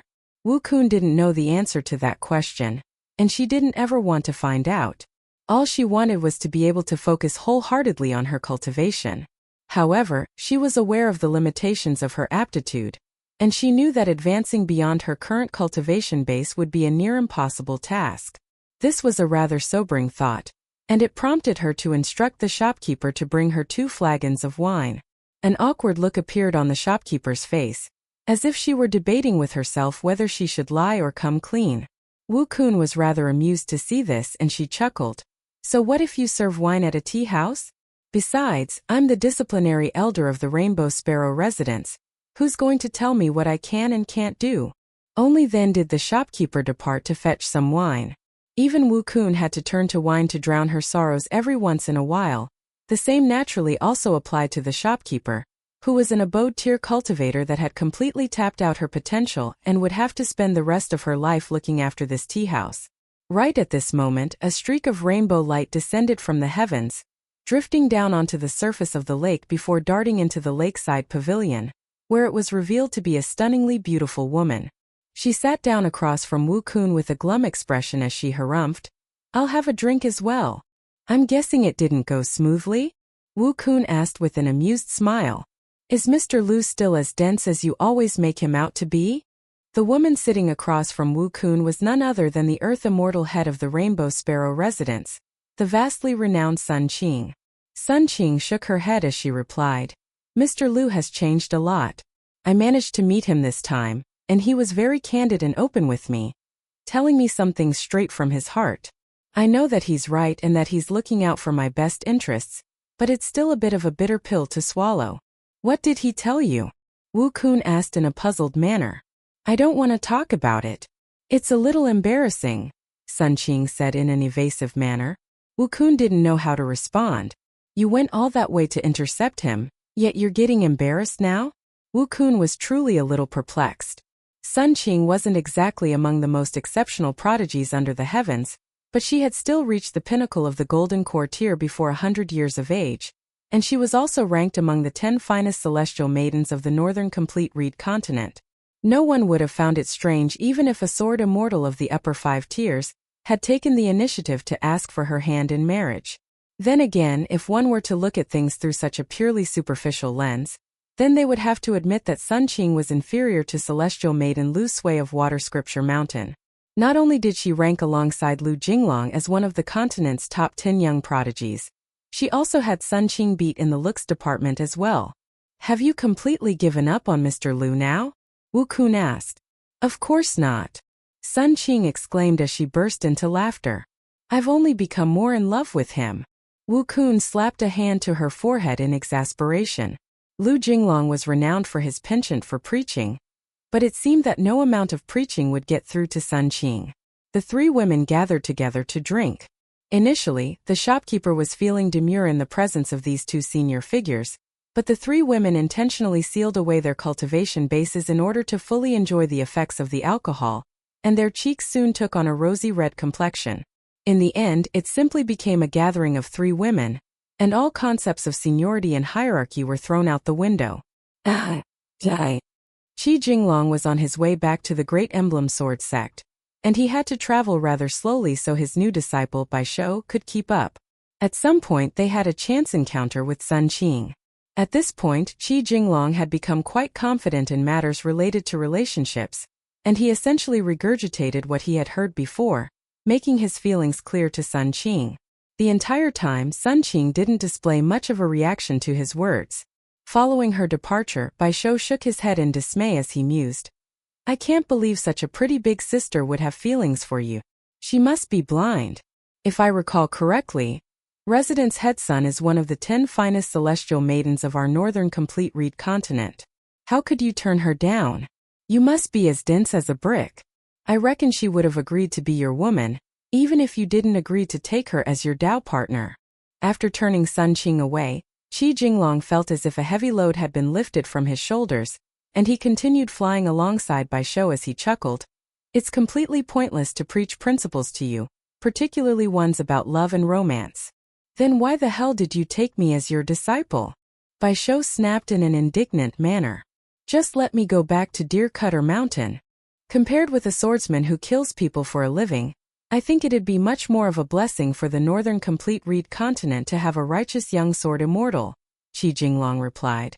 Rest assured, even after you've had your name marked down in our sect, you don't have to refer to yourself as a disciple of the Great Emblem Sword sect when you're out in public, and you certainly don't have to admit that you're a disciple of mine if you don't want to. As long as you tread within the boundary of the rules, you can do as you please. Neither the Great Emblem Sword sect nor I will try to excessively restrain you. However, you must clearly know what the rules of the sect are. I don't want you claiming ignorance when I punish you in the future. Bai Shou fell into a disgruntled silence. He was certain that Lu Jinglong and the Great Emblem Sword sect's rules had to be extremely boring and dogmatic, and he didn't want to learn about them at all, nor did he have any interest in becoming an official immortal or a sword immortal. In his mind, there was no better life to lead than as an assassin of Deer Cutter Mountain. Vagrant cultivators were supposedly free to do as they pleased, but even they had to worry about their reputations and the rules of the cultivation world. In contrast, the assassins of Deer Cutter Mountain didn't have to care about anything. They killed people in exchange for money, and they were the ultimate masters of their fate. That was true freedom in the eyes of Bai Shou. Qi Jinglong was silent for a moment, then said, Regardless of whether you want to hear it or not, let me tell you this. As long as you follow the rules, you can come to me even if you're defeated or beaten by someone, and I'll back you up. I'll seek out the one who wronged you, and I'll preach to them in your stead until they learn their lesson. That's not gonna happen, Bai Shou scoffed as he crossed his arms in a conceited manner. How could an unprecedented prodigy like me possibly lose to anyone else? All right, I'll admit that I'm still no match for a sword immortal for now, but as long as it's someone my age, I can split anyone into two with just a single swing of my sword. You're going to be a lot more humble once you actually begin training as a swordsman, she said with a smile. As for whether you need me to stand up for you, of course it would be better if you could stand up for yourself at all times without relying on me. Bai Shou turned away with an unconvinced expression, and he was struck by a strange feeling as he snuck a glance at Lu Jinglong out of his peripheral vision. He felt like a young child in ragged clothes in the midst of a cruel winter, but the heavens had blessed him with a ray of warm and nurturing sunlight. However, this feeling only lingered for an instant before fading away. How about you let me drink wine if I manage to memorize the rules of your great emblem sword sex ancestral hall? Bai Shou suddenly yelled. I'm too poor to afford wine, Qi Jinglong replied with a shake of his head. Then borrow some money from that Chen Haoren guy. Bai Shou snapped. Qi Jinglong considered it for a moment, then replied, It's not worth it. He'll definitely try to convince me to drink again. He had to borrow money from Guemo last time in order to buy wine for Chan Ping'an. Qi Jinglong truly didn't bring any money or unnecessary items with him on his journeys. The light of the celestial bodies and the spiritual energy of heaven and earth were sufficient sustenance for cultivators, and as a swordsman, he had no need for any Dao robes or powerful treasures. While borrowing money from Guemo, he had almost blurted out something, but caught himself just in time and decided against it, knowing that it would only cause a misunderstanding. He had intended to tell her that he would repay her when he next passed by Profound Dawn Mountain, but he immediately realized that saying such a thing could lead her to believe that he was harboring ulterior motives, using borrowing money as an excuse when his true objective was to get close to her. Hence, he decided to simply remember the debt, rather than make any verbal promises. After that encounter, Qi Jinglong became even more confident in his ability to handle romantic affairs. Are there any really pretty girls in your great emblem sword sect? Bai Shou asked. I'm talking about girls around my age. Why do you ask that? Qi Jinglong asked. I just feel sorry for them. It's tragic that all of them are going to fall in love with me when I won't reciprocate their feelings. Bai Shou sighed. Who taught you to say things like that? Qi Jinglong chuckled. Chen Haoren. Bai Shou replied without any hesitation. Qi Jinglong immediately dismissed the possibility, but then felt a little unsure of himself. Chen Ping'an was willing to do and say just about anything to convince others to drink wine. It was as if all of his morality instantly went out the window in the pursuit of spreading the joy of wine to others. With that in mind, he asked in an uncertain manner, Did he really say that to you? Bai Shou immediately began to embellish the story, making up a bunch of things that Chen Ping'an had supposedly told him. Qi Jinglong merely gave an amused smile in response. Clearly, Bai Shou had been lying after all. Bai Shou was a little confused, wondering how Lu Jinglong had seen through his ruse. Qi Jinglong cast his gaze into the distance as he said, I'm going to take you to see two important mentors. Make sure to speak as little as possible and listen as much as you can. Bai Shou immediately slapped a hand to his forehead. He was not at all looking forward to meeting these two mentors. Meanwhile, two cultivators were standing side by side atop a sea of golden clouds.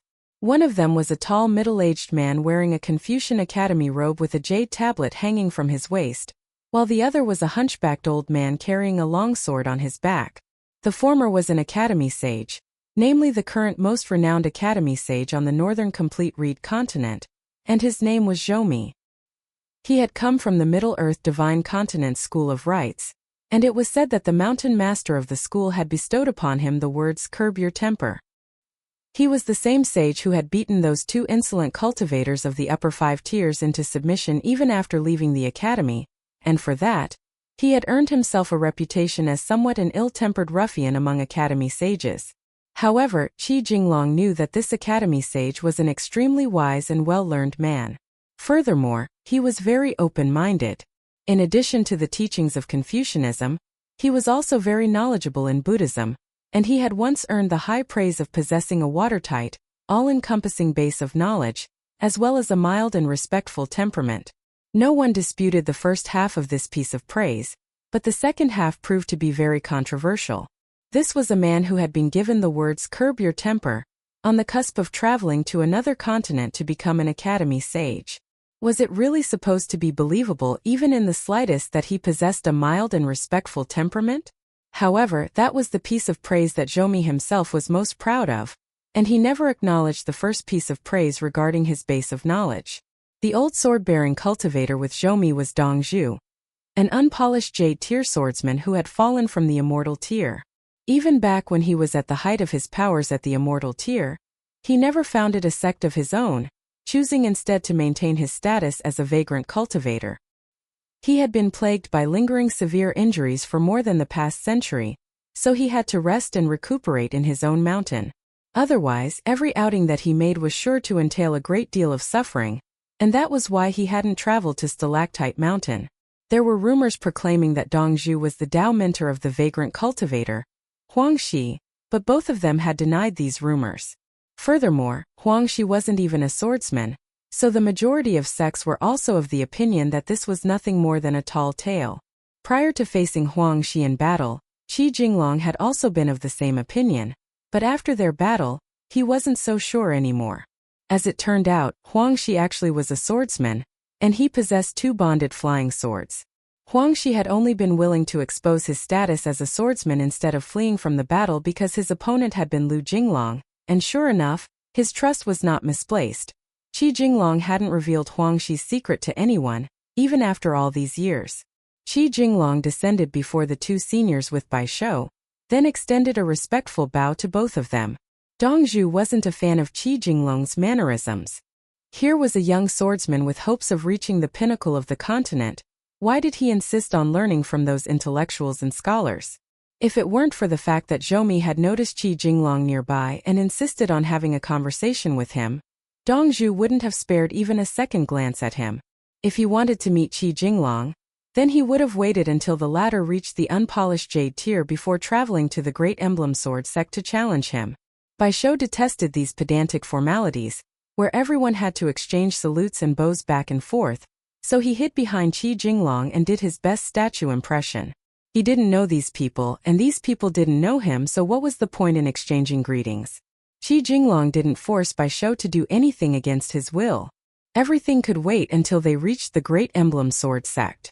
At first glance, Zhou appeared no different from the average schoolteacher, and there wasn't really anything remarkable about his physical appearance.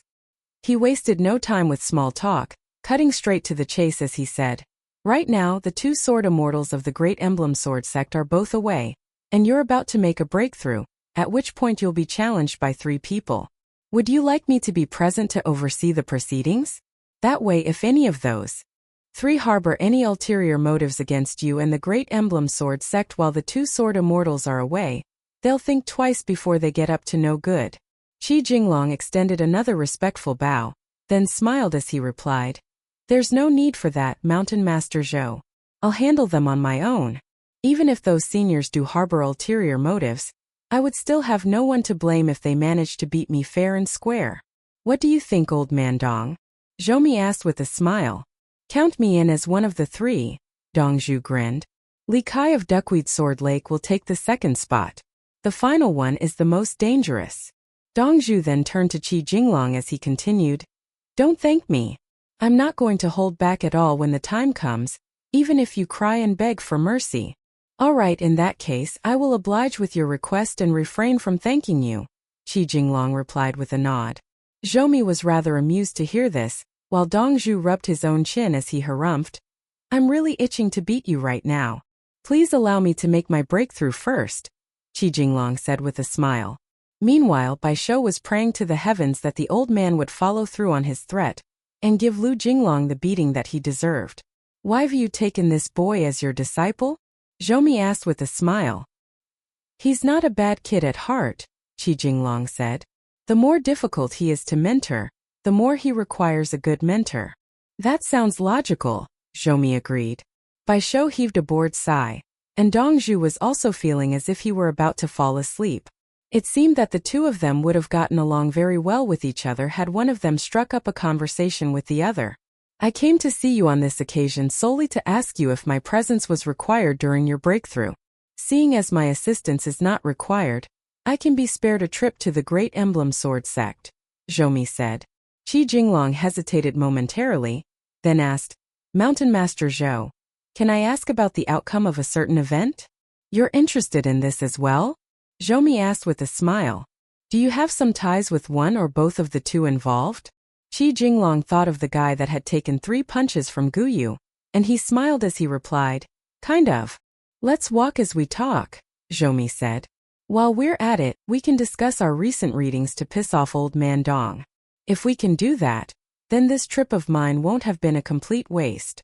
Dongzhu could only roll his eyes in exasperation. He had no interest in engaging in an intellectual discussion with Zhou and Qi Jinglong, so he turned his attention to Bai Shou, taking a glance at him from out of the corner of his eye. Bai Shou looked back at him in the exact same manner. What are you looking at me like that for, you little runt? Dong Zhu snapped. Haven't you ever heard of the great sword immortal Dong before? Bai Shou didn't back down, glowering at Dong Zhu as he countered. So what if I have, and so what if I haven't? You're not my father, so I'll look at you any way that I want. You're certainly a brave little shit. You need to be taught a lesson in respect. Dong Zhu scoffed. Why don't you come challenge me after I've reached the upper 5 tiers? Bai Shou provoked. We'll see which one of us actually needs to learn a lesson in respect then. Dong Zhu slapped Bai Shou on the head, sending him face-planting straight into the ground as he chortled. Who taught you to speak like that? Was it your master Lu Jinglong?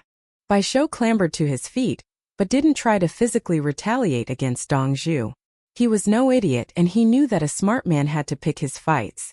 Lu Jinglong isn't my master. Bai Shou harumphed coldly. I've only ever had one master, and he's the only master I'll ever accept. However, I have a drinking buddy called Chan Haoran.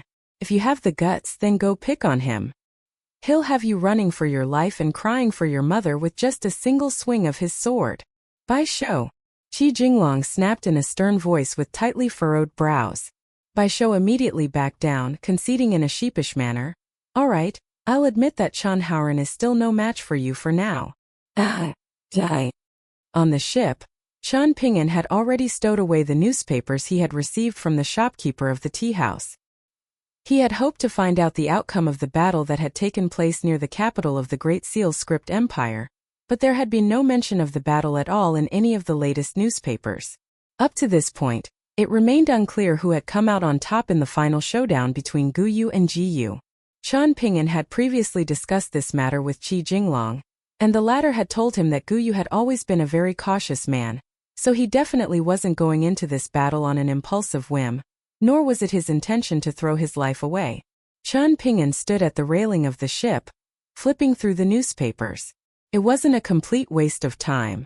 For example, he had learned from one of the newspapers that a battle of life and death was set to take place on Temper Mountain at noon in 10 days, and the two combatants were both very renowned figures. One of them was the vagrant cultivator, Huang Shi, and his opponent was the female martial artist, Xiao Nyang. Both of them were among the Northern Complete Read Continent's top 10 young prodigies, and one was ranked 4th while the other ranked 5th. There were 2 different stories in 2 separate newspapers pertaining to the reason for this battle.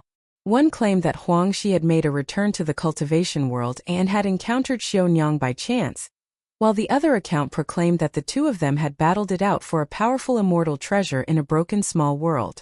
In the end, no decisive outcome was reached, so they agreed to a rematch on Temper Mountain. This was a highly anticipated battle that was sure to attract the attention of many cultivators of the upper 5 tiers. It was entirely possible to imagine that the mountain near Temper Mountain that had been purchased by the Jade Forest sect, the one that had since had many immortal abodes constructed upon it, had to have been absolutely packed with people. While visiting the shop on the Flax Robe Sect's intercontinental ship, Chan Ping'an had purchased an enchanted spirit tool that was connected to Temper Mountain. It was a porcelain brush washer that gave off a vibrant gleam, and as opposed to purchasing it in the traditional sense, Chan Ping'an had actually put it on Cloud Drape Mountain's tab. There were several stories pertaining to the Eastern Treasured Vile Continent on the newspapers, and the stories had been given rather large columns on the newspapers. This was a clear indication that what was once the insignificant Eastern Treasured Vile Continent that everyone had looked down on had since gained much more relevance in the majestic world, and this change in perception had come in the wake of the Greatly Empire's march from the northernmost point of the continent all the way down to the southernmost Old Dragon City. The true master of the Greatly Empire's military forces was Song Chongjing, while Heavenly Lord Xieshur and Sword Immortal Wei Jin had also made incredibly important contributions in the Greatly Empire's dominant southward expansion. After them came Ma Kuxuan of True Martial Mountain, who managed to slay 2 mighty Golden Core tier swordsmen of the luminous Vermilion Empire in the short span of just half a year. He had already been rated as the top young cultivator of the Eastern Treasured Vile Continent by the newspapers of the Northern Complete Read Continent. Additionally, he had also single-handedly laid waste to the Sea Tide Cavalry, utterly humiliating the clan that had made an enemy out of him. One of the clan's members, a young female cultivator, was fortunate enough to have survived, and she had become Ma Kuxuan's personal maidservant. The chief writer of one of the newspapers had made it abundantly clear that in their opinion, an incredible prodigy like Ma Kuxuan should have never been born on the eastern treasured vile continent. They proclaimed that the best path for Ma Kuxuan to follow was to tread in He Xiaoyang's footsteps, taking up permanent residence in the northern complete reed continent before establishing his own sect here. According to the writer, Ma Kuxuan was destined to be a mighty flood dragon capable of churning up rivers and seas, and it was a terrible waste of talent to keep him confined in the small pond that was the eastern treasured vile continent. The writer also declared that he was about to make a list of the top 10 young cultivators of the eastern treasured vile continent, and that once he did, he would compare them with the new top 10 young cultivators of the northern complete reed continent. The newspapers of the northern complete reed continent still carried a tone of belittlement and condescension toward the cultivators of the eastern treasured vile continent, but the fact that they had even begun reporting on the affairs of the eastern treasured vile continent was already a sign of their shifting attitude. There was also a story reporting on the breakthrough made by northern mountain god Wei Bo. Phenomena of fortune and prosperity were appearing incessantly throughout his territory, heralding his ascension to the upper 5 tiers, and this was a clear indication of the thriving fortune of the Great Li Empire. The newspapers also encouraged the businesspeople of the northern complete reed continent to place their bets early on the Great Li Empire, and that anyone that was late to the party could miss out on some significant profits. On this subject, some praise was given to sect leader Zhu Quan of the Flax Robe sect, as according to certain sources, Wood Garment Mountain had clearly already made a move earlier than just about anyone else, connecting its intercontinental ships to the northern mountain of the Great Li Empire. There was another story about the Jade Tablet sect's decision to establish its lower sect in Bamboo Scroll Lake, and the story was reported on in extensive detail. Through the words printed on the newspaper, Chan Ping'an could also see the writer's seething resentment. The inaugural leader of the True Realm sect was Zhang Shangzhen, someone who didn't possess a particularly lofty cultivation base, but was a troublemaker that the northern complete reed continent couldn't do anything about.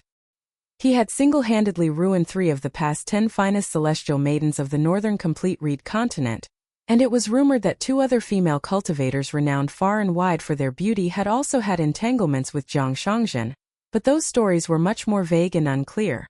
Hence, at the end of the story, the writer employed extremely inflammatory language against the military and the new emperor of the Great Li Empire, proclaiming that they were all incompetent shit-eaters for simply allowing the True Realm sect to establish itself in the strategically vital central region of the eastern treasured vile continent.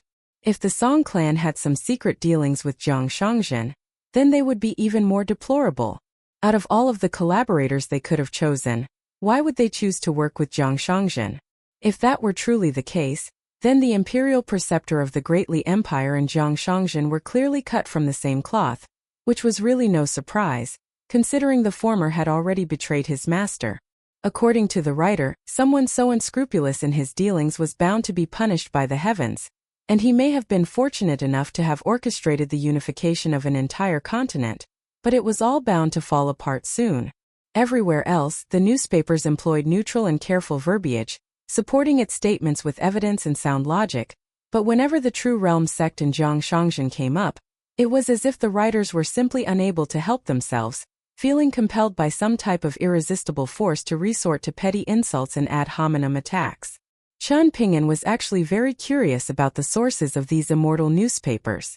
Back in Bamboo Scroll Lake, he had only learned some surface-level information, and even earlier than that, when he was in the Lotus Flower-blessed land, there had been a mysterious and enigmatic reverence pagoda responsible for gathering the secrets of the cultivation world.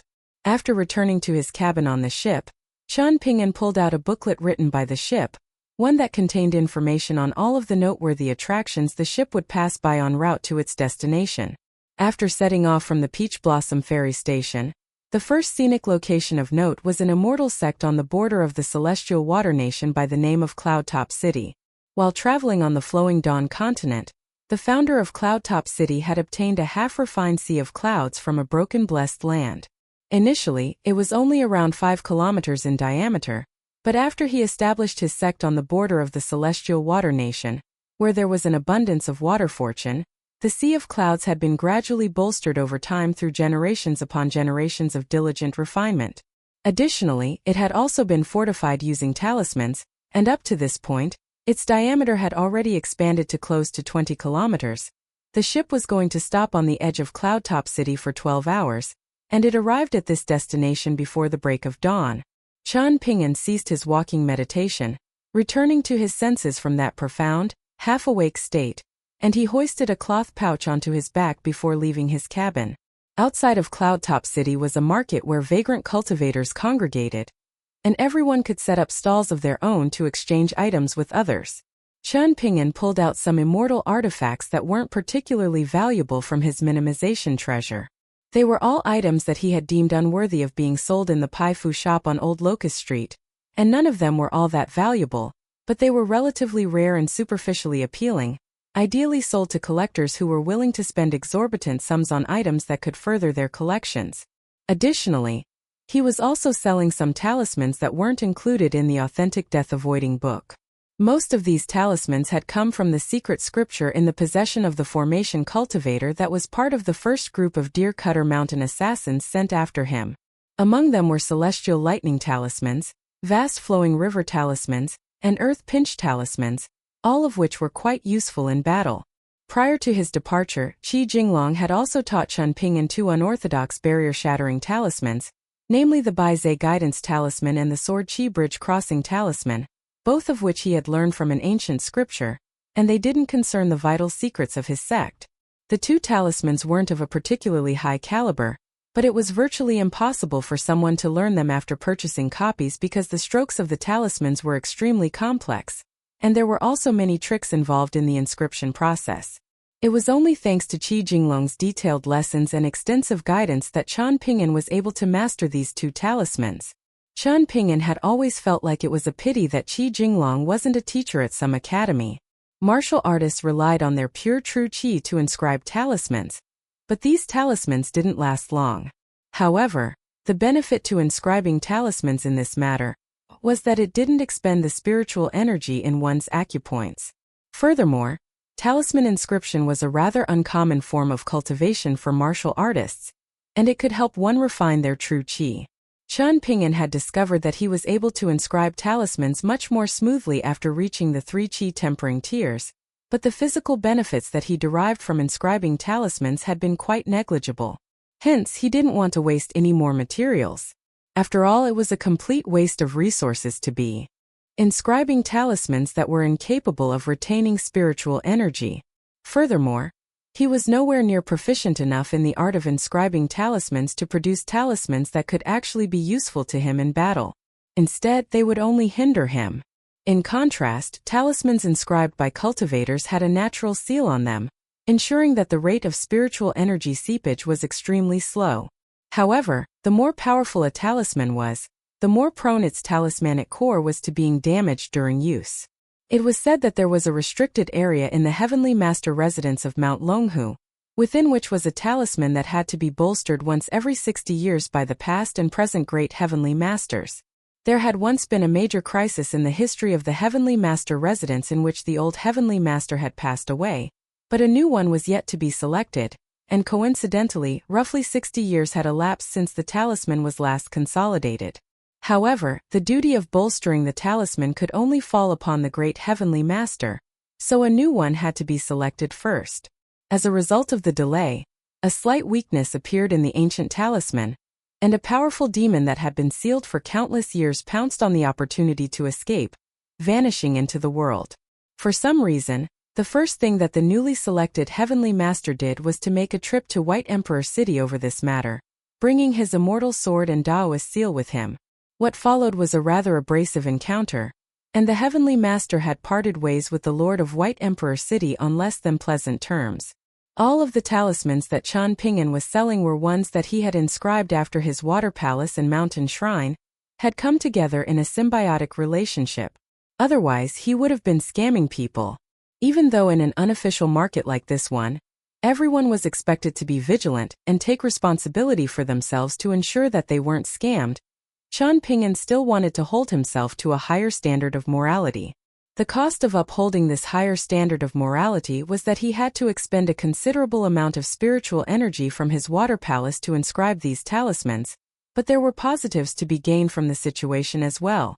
Even though he was losing some reserves from the small pond in his water palace, he was able to attempt to gradually open up a fundamental meridian operated by the water palace, akin to a water vein hidden in a river.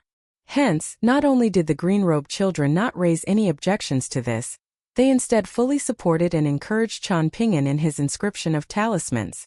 An important part of cultivation was weighing up gains and losses. As for how much Qian Pingyan stood to gain relative to what he lost, he would have to find out over time by continuing to inscribe more talismans. The good thing for him was that the green-robed children in his water palace would caution him once the losses began to outweigh the gains. Qian Pingyan emerged from his cabin in his black Dao robe, and he was holding his bamboo hiking pole as he looked up into the sky. Sure enough, there really was a city nestled atop a sea of white clouds, and outside the city was a brightly lit market. Cloudtop City was a tightly guarded place of cultivation, and very rarely was entry permitted to outsiders. Perhaps it had become a bit of a tradition in the area, but just like the Rainbow Sparrow residents of the same celestial water nation, Cloudtop City also excelled in refining a type of Dao robe called the Cloudwalker robe, but the robes that they produced were far inferior in both quantity and quality to the Dao robes of the Rainbow Sparrow residents. Hence, Cloudwalker robes weren't particularly renowned, and business wasn't exactly booming either. The robes were mostly purchased by cultivators of the lower 5 tiers passing through the area, and they were particularly popular among vagrant cultivators. The existence of that market was perhaps also a byproduct of the sect's rather modest finances, as everyone who set up a shop or a stall in the market had to pay a sum of immortal coins to Cloudtop City. The ship had drawn to a halt around 500 feet away from the Sea of Clouds, and it wasn't able to get any closer. Otherwise, if the ship were to inadvertently come into even the slightest contact with the Sea of Clouds, then that would be very damaging to the foundation of Cloudtop City. Passengers disembarking the ship either generally did so by flight or by riding atop various types of spirit beasts, but this distance of 500 feet was not easy to cover for pure martial artists below the Vajrabadi tier. Qian Pingyan took a deep breath, then took a few steps back so he could give himself a running start.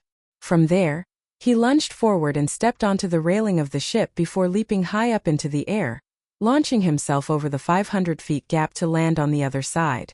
A female administrator on the ship turned to a good friend of hers with a wide smile as she extended a hand toward him and demanded, "Hand it over." The two of them had made a bet on whether the sword-bearing young man was a swordsman or a martial artist who just so happened to use a sword. The woman had guessed that Qian Pingyan was a pure martial artist, while the old man, a sea observation tier cultivator, had guessed that he was a swordsman. The old man shook his head as he said, "He could just be hiding his status as a swordsman. Clearly, he was trying to cheat his way out of having to pay." "Who are you trying to kid?" the woman scoffed. "All of the young swordsmen of our continent are practically dying to show off to everyone. Who would actively try to hide their status as a swordsman?" "Not necessarily," the old man disagreed.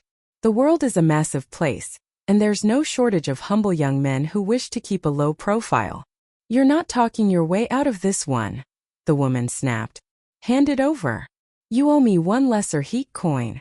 The old man heaved a forlorn sigh, then pulled out a lesser heat coin before slamming it down onto the woman's hand. After that, he took flight and set off for Cloudtop City. He had come here to purchase a fine Cloudwalker robe for his direct disciple. The lustrous robes of the Rainbow Sparrow residents were indeed far superior, but they were also far too expensive, so the old man had no choice but to settle for Cloudwalker robes.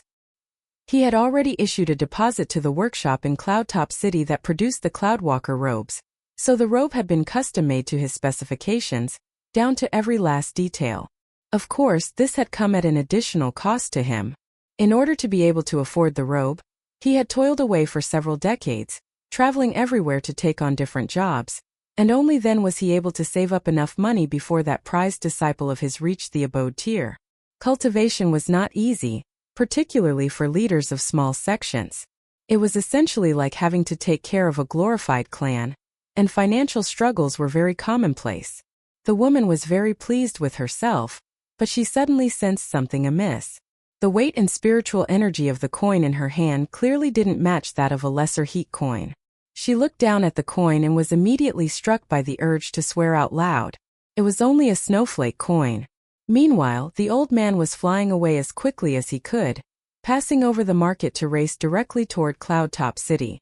After a flash of frustration, the woman's good mood quickly returned, as did the smile on her face. In her eyes, the fact that she was about to pry even a single snowflake coin out of the pocket of that stingy old codger was already a victory in itself.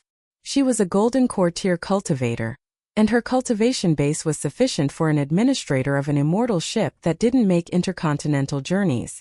Furthermore, in terms of status, a golden core tier cultivator of the Dragon Palace Small World could easily be considered equivalent to a nascent tier cultivator because she had not just the backing of her sect, but also the lofty cloud palace of the Great Origin Empire in Duckweed Sword Lake. For a cultivator, a lucrative business partnership was a more reliable bond than that between ruler and subordinate or husband and wife in the mortal world. She had known the old man for many years, but he had failed to match her in rising up the ranks, and his cultivation base had halted at the sea observation tier. Back in his youth, not only was he not stingy at all, he had been a very heroic, handsome, and dashing man. However, the span of over 100 years seemed to have robbed him of everything. Not only had he lost his youth and good looks, he had also lost his pride, reduced to an old cultivator who was willing to serve wealthy and powerful individuals from the mortal world for monetary gain. However, she still loved him. As for whether she only loved the young and dashing man of old or also loved him for the old man that he currently was, even she couldn't give a definitive answer on that question. Qian Ping'an entered the market, then set up a stall in a vacant spot on a busy street. He was surrounded by other traveling salesmen, some of whom were loudly advertising their wares, while others were less enthusiastic. Soon, 2 white-robed cultivators came around to collect money, taking 1 snowflake coin per day from everyone looking to sell their wares in the market. Qian Ping'an asked if he could get a half-price discount if he only stayed for about 10 hours, but he was politely denied and told that 1 snowflake coin was the starting price. Qian Ping'an didn't try to contest the matter and handed over a snowflake coin. The rule being implemented here was similar to that of the stall that sold gloomy tea on the bank of the swaying river. Qian Ping'an asked the 2 cultivators how much it would cost to rent or purchase a shop in this market, and they answered his questions in a polite and friendly manner.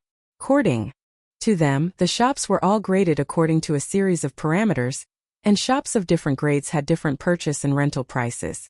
Even though Qian Ping'an ultimately displayed no interest in actually purchasing or renting a shop, the 2 cultivators remained as pleasant to him as ever, and upon their departure, they even wished him well.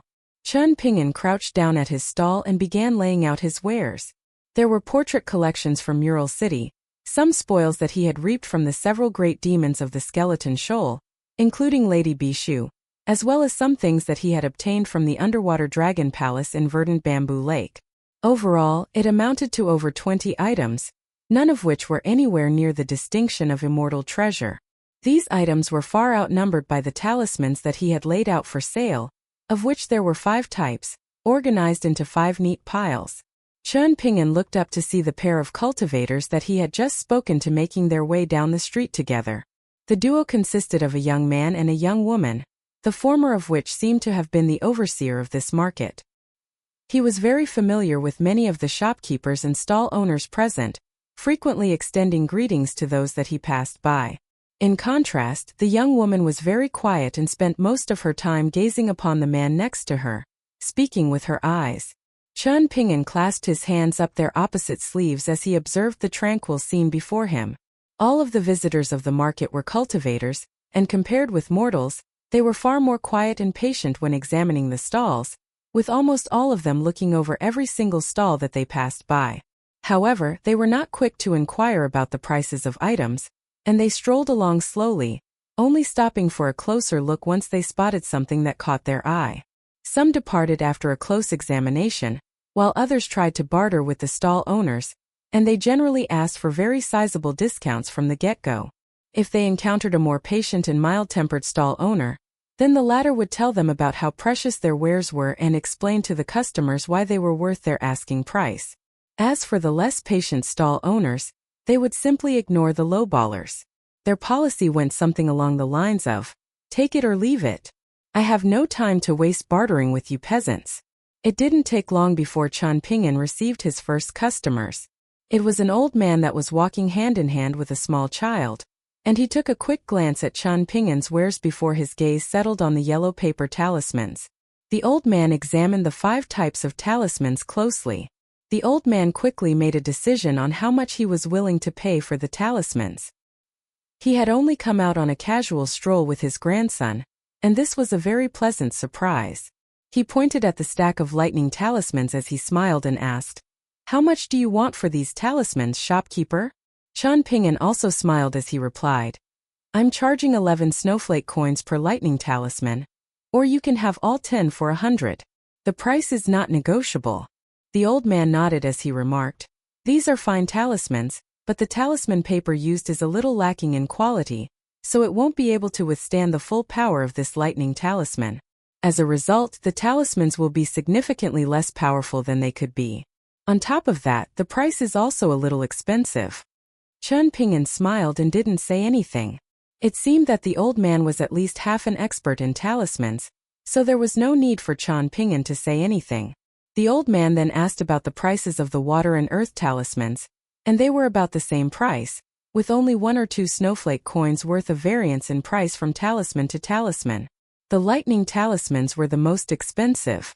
After all, lightning was revered as the ancestor of all powers, and one of the main selling points of the Heavenly Master residence on Mount Longhu was its formal lightning techniques.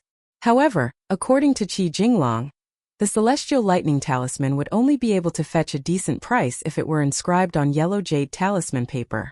Alternatively, if it were inscribed on normal yellow talisman paper, then its power would be severely compromised, and even the average cultivator of the middle 5 tiers may not find them appealing.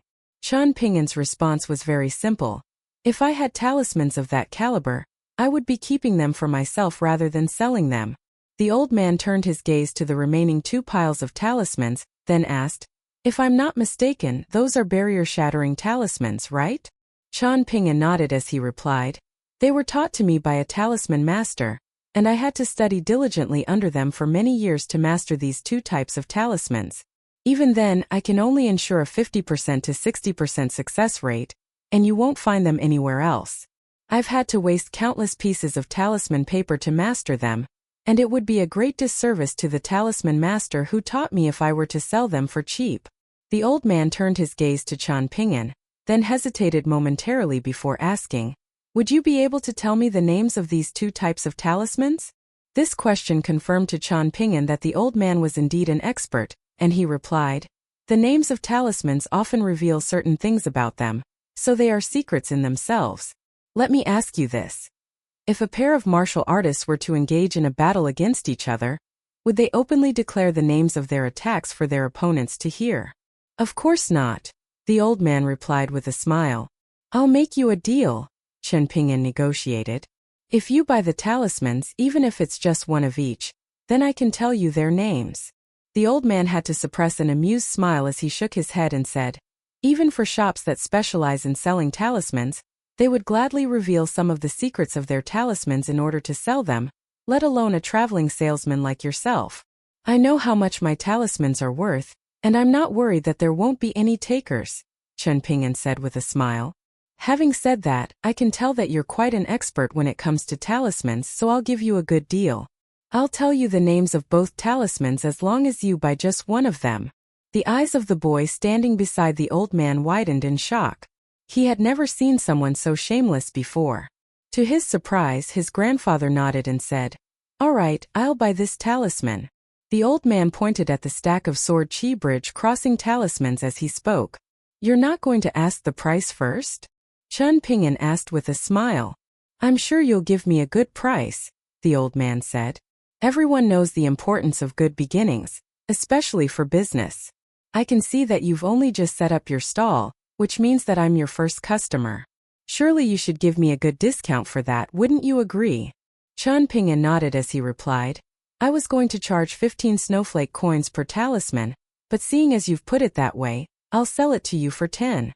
The sword chi bridge crossing talisman were naturally far more advanced than the celestial lightning talisman, the vast flowing river talisman, and the earth pinch talisman, but when it came to treasures and talismans in the cultivation world, those of the offensive variety were always priced much higher than their defensive counterparts. Furthermore, barrier-shattering talismans were considered to be elementary talismans in the talisman branch, so it was very difficult for them to fetch a good price, and they were generally sold at high quantities to make up for the thin profit margins. Generally, offensive treasures and talismans were more popular among vagrant cultivators, while official immortals were more willing to pay for things like barrier-shattering talismans. This was because official immortals often had many people to look after, and the number of barrier-shattering talismans required to cater to everyone added up very quickly. The old man pulled a money pouch out of his sleeve, then fished out 10 snowflake coins before handing them to Jian Pinyin. Jian Pinyin accepted the money, and he was just about to pick up a sword chi bridge crossing talisman to give to the old man in return when the latter reached out to grab a talisman for himself before slipping it up his sleeve. The particular talisman that he had chosen was the latest one that Jian Pinyin had inscribed, and it was the best one of the bunch. Jian Pinyin took a glance up and down the street out of the corner of his eye, then informed the old man through his mind's lake. The talisman that you just purchased is called the Sword Chi Bridge Crossing Talisman. It's a powerful barrier-shattering talisman imbued with sword intent, allowing it to simultaneously break through illusions, while also intimidating the enemy. As for these talismans, they are called guidance talismans. Jian Pinyin intentionally omitted the Bai Zhe prefix when revealing the name of the second type of talismans.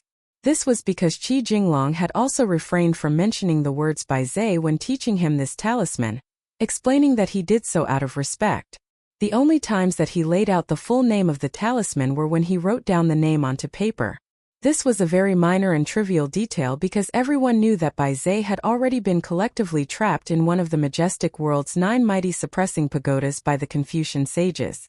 Hence, even if someone were to directly invoke Bai Zhe's 10,000 times a day, it would not be a matter of taboo at all, and it was completely different from casually referring to the Confucian sages directly by name. However, the reason why Jian Pinyin was able to become friends with Qi Jinglong was precisely because they saw eye to eye on these trivial details that no one else cared about. Jian Pinyin used his finger as a brush, writing down the words Bai Zhe Guidance Talisman in the air. The old man nodded as he said, "I can tell that you've been very sincere and candid with me, so I'm going to buy a guidance talisman as well." The guidance talismans also cost 15 snowflake coins each, but I'll treat this as an extension of your first purchase and keep the price at 10 snowflake coins, Jian Pinyin said.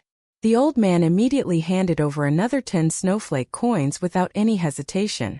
10 snowflake coins is way too expensive for a barrier-shattering talisman, the child complained in a quiet voice as he tugged on his grandfather's sleeve. Snowflake coins will come and go, but fine talismans are a very rare sight, the old man said with a smile. These 2 exceptional barrier-shattering talismans are very much worth their price, even just as collector's items. You truly have a very keen eye, senior, Jian Pinyin praised in earnest. How about you purchase these 10 lightning talismans as well? I know these lightning talismans would be in good hands in your possession. The old man's grandson was a very well-disciplined child, but even he couldn't help but turn away and roll his eyes in exasperation at Jian Pinyin's shameless sales tactics.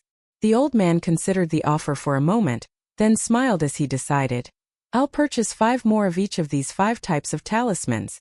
These 2 types of barrier-shattering talismans are truly fine talismans that have caught my fancy, so I'll pay the full price of 15 snowflake coins for them. For the 10 talismans, that'll amount to 150 snowflake coins. As for the lightning, water, and earth talismans, they're not the best, so I'm only willing to give you 120 snowflake coins for them in total." Jian Pinyin's brows furrowed slightly as he protested. "That averages out to only 8 snowflake coins a talisman. I've already purchased 2 talismans from you, and I'm offering to purchase 25 more. A sale of 27 talismans is not a small sale, and the entire street is watching, so I'm helping you attract more business, isn't that right?" The old man countered. "I disagree," Jian Pinyin declared with a justified expression. "At this point, I'm guessing most of the customers on this street are already convinced that we're working together to put on an act. Hence, not only are you not attracting any business for me, you may have given everyone a negative impression of me as an unscrupulous salesman, so you're only hindering my business." The boy was becoming more and more exasperated and astonished each time Jian Pinyin opened his mouth. The old man burst into laughter as he acquiesced. "Fine. In that case, I'll throw in 10 extra snowflake coins for the remaining 3 types of talismans. Your expertise in talismans is matched only by your generosity, senior, Jian Lai praised. The old man shook his head as he threatened with a stern expression. If you keep mocking me like this, I'm not going to purchase even a single more talisman from you. All right, I won't bore you with more of my ramblings. Jian Lai chuckled. You've been very forthright and generous with me, so I'm going to make an exception here and return the favor. There's no need for you to throw in those additional 10 snowflake coins. Instead, I'll only charge 270 snowflake coins for the 25 talismans. The boy didn't trust Jian Lai at all, and he immediately raised both his hands, counting off his fingers as he calculated the price, worried that this shameless salesman was trying to screw his grandfather over. Thankfully, it was the correct amount. The boy was still of the opinion that it was too expensive, but his grandfather was clearly very fond of these talismans, so he didn't bother to try and barter with the stall owner in his grandfather's stead. The old man pulled 3 lesser heat coins out of his money pouch, which was 30 snowflake coins over the total. Instead of asking for change, he made a couple of additional purchases, namely a Divine Maiden mural replica portrait, and that small jar of tea leaves that Jian Lai had received from the shopkeeper of the tea house at the. The old man then selected 5 more of each talisman, and Jian Lai allowed him to take whichever ones he pleased. However, the old man's selections came as a bit of a surprise to him, and he asked through his mind's lake, "Why have you intentionally refrained from picking out the best talismans of the bunch? Surely you possess more than enough expertise to identify them." The old man seemed rather puzzled and he chuckled. "I must say you conduct business in a very unusual fashion." Jian Lai didn't say anything further as there was no need for more words to be exchanged on this matter. There were countless strange and exotic things in this world, but humans remained the most unpredictable of the lot. As soon as the old man left, more people came to take his place in front of Jian Lai's stall, and many people had taken an interest in seeing what he had to sell, but he was still yet to make any further sales. Meanwhile, the old man and his grandson had already disappeared into the distance. Jian Lai squatted on the ground with his hands clasped up their opposite sleeves, and he was gently massaging the 3 lesser heat coins that he had just received with his fingers. These lesser heat coins in particular had the phrases, "A handsome man often finds himself envied," and "Poem skilled masters reads like artworks," engraved onto their 2 sides. The interesting thing about lesser heat coins was that they carried a diverse range of inscriptions, but generally they were 4-character inscriptions, and 7-character inscriptions like the ones on these lesser heat coins were extremely rare. While Jian Lai was naturally very pleased to have earned this unexpected haul of 3 lesser heat coins, he was also very happy to be able to add a new inscription to his collection of lesser heat coins. On top of that, 3 lesser heat coins were worth slightly more than 300 snowflake coins to begin with, and the rare inscriptions only further increased their value. Generally speaking, talismans inscribed on yellow paper would already be considered expensive, even if they were sold at 1 snowflake coin per talisman. Hence, by charging these prices, Jian Lai was already prepared for the possibility that he could be spending a snowflake coin here for no return. As a result of this mindset, he was very much pleasantly surprised to have earned these 3 lesser heat coins. The first step was always the most difficult one to take, and with the old man setting such a fine example, it didn't take long before Jian Lai was able to sell 2 more lightning talismans. There was no interest in the water, earth and barrier-shattering talismans. In fact, many customers almost cussed out loud after only hearing their prices. There was a rather rugged-looking man who spent 5 snowflake coins to purchase one of the items that Jian Lai had obtained from the verdant bamboo lake dragon palace. It was a very feminine item, so he most likely intended to gift it to a woman. The man cussed under his breath after hearing the price of 5 snowflake coins, but still handed over the money. After that, he pointed at the eye-catching stack of celestial lightning talismans and asked for their price. "That'll be 12 snowflake coins per talisman," Jian Lai declared with a smile. "You think your customers are idiots?" the man exclaimed. Even with Jian Lai's complete lack of shame, he was temporarily left at a loss for how to respond, and the nearby bystanders erupted into laughter. The man quickly realized that he had spoken inappropriately. Not only was he insulting Jian Lai, he had also insulted himself. He was left scratching his head with a conflicted look on his face. He really did require an offensive lightning talisman to use on a great demon, but at the same time, he didn't want to take the risk with his limited funds. If he could successfully take down the great demon, then he would be sure to turn a profit, but if he were to fail, then it would be a waste of 12 snowflake coins. In the end, he decided against the purchase and sheepishly departed. Chen Ping'an didn't try to keep him. After walking for some distance, the man couldn't help but turn around to take a glance back at the stall, only to see the young stall owner flashing him a smile. This annoyed him even more, and he quickly departed, not wishing to torment himself any longer. Chen Ping'an continued to run his stall, and his job was much easier than that of his fellow stall owners because the prices of all of his items were set. Having already earned 3 lesser heat coins and some spare change, he felt no pressure at all to make any sales.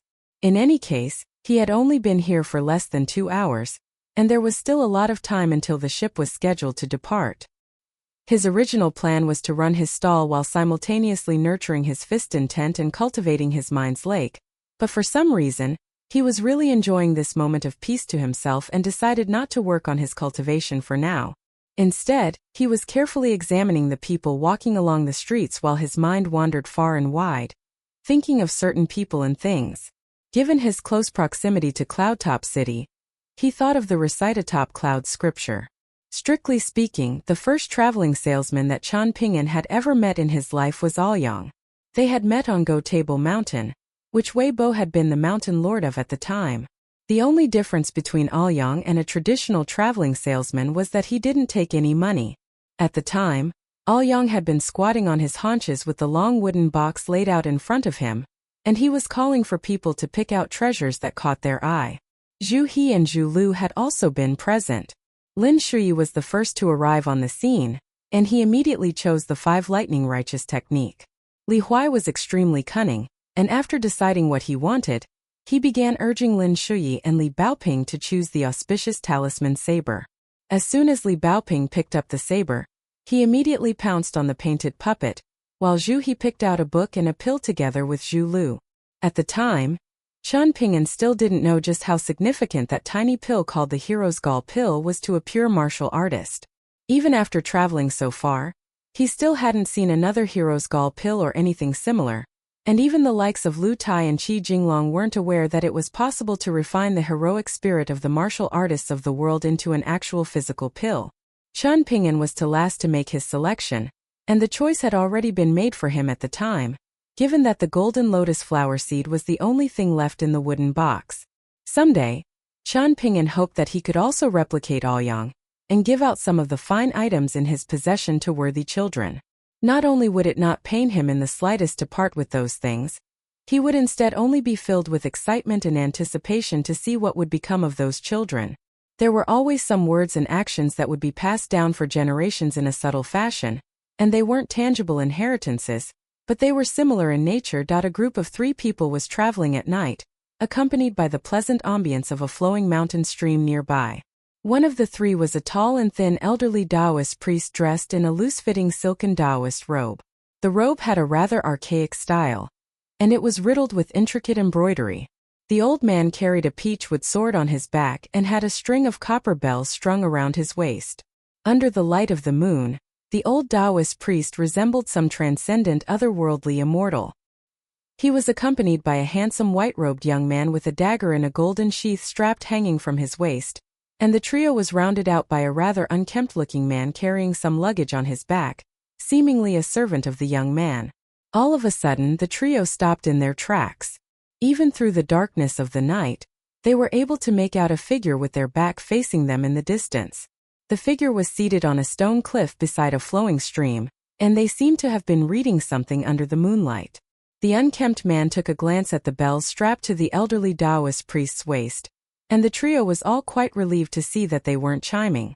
These bells were a type of precious spirit tool that fell under the distinction of treasure pagoda bells. They were originally hanging from the eaves of an ancient monastery of the Great Origin Empire, but the emperor of the Great Origin Empire demolished several halls of the ancient monastery in order to expand the esteemed mystery department. During this time, these bells fell into the mortal world, and they quickly disappeared after swapping hands a few times.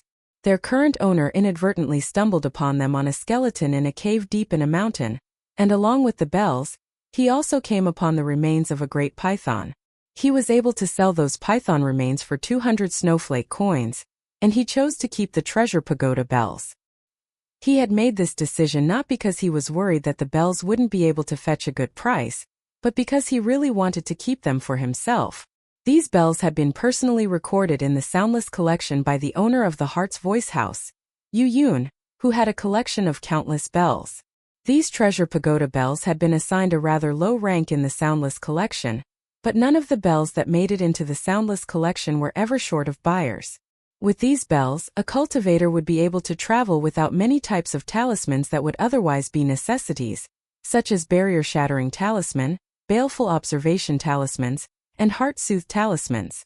The benefit of having these bells wouldn't be very apparent over the short term, but it added up over time, and one could make huge savings from all of the talismans that they would no longer have to purchase. Furthermore, the bells could be sold at any time, and it would be sure to fetch a great price at any shop in any immortal fairy station. Of course, ideally, the owner of the bells would go to the Heart's Voice House and sell them to the nascent tier cultivator, Yu Yuan, who was the foremost expert in spirit tools of this nature. For cultivators, the primary function of treasure pagoda bells was their ability to raise the alarm whenever there were demons or malicious ghosts nearby. The more potent the murderous aura and the more formidable the demon or ghost in question, the louder and more urgently the bells would chime. No ghosts or spirits below the Dragon Gate tier would be able to avoid having their presence exposed by the bells, and on top of that, they also had a barrier-shattering function. Many illusions conjured up by ghostly beings that would confound and disorientate the average cultivator would be completely ineffective on a cultivator in possession of these bells. The young man began communicating with his two companions through voice transmission, proposing, "Should we try our luck? All three of us are adept in close-quarters combat, and we're still missing someone proficient in long-range combat." The elderly Taoist priest was a fan of the idea. Both the Taoist robe that he was wearing on the peach-wood sword on his back were nothing more than a ruse. In reality, he was a vagrant cultivator who had stayed in a small Taoist temple for over 10 years, and the biggest regret of his life wasn't that he wasn't able to learn any mystical abilities from that shoddy temple. Instead, it was the fact that he wasn't able to purchase an official Taoist priest status from the imperial court through the temple. In terms of seniority, it was undeniably his turn to purchase Taoist priest status, but his master secretly sold the opportunity to a profligate young master of a wealthy clan, and he was told to wait for 3 more years.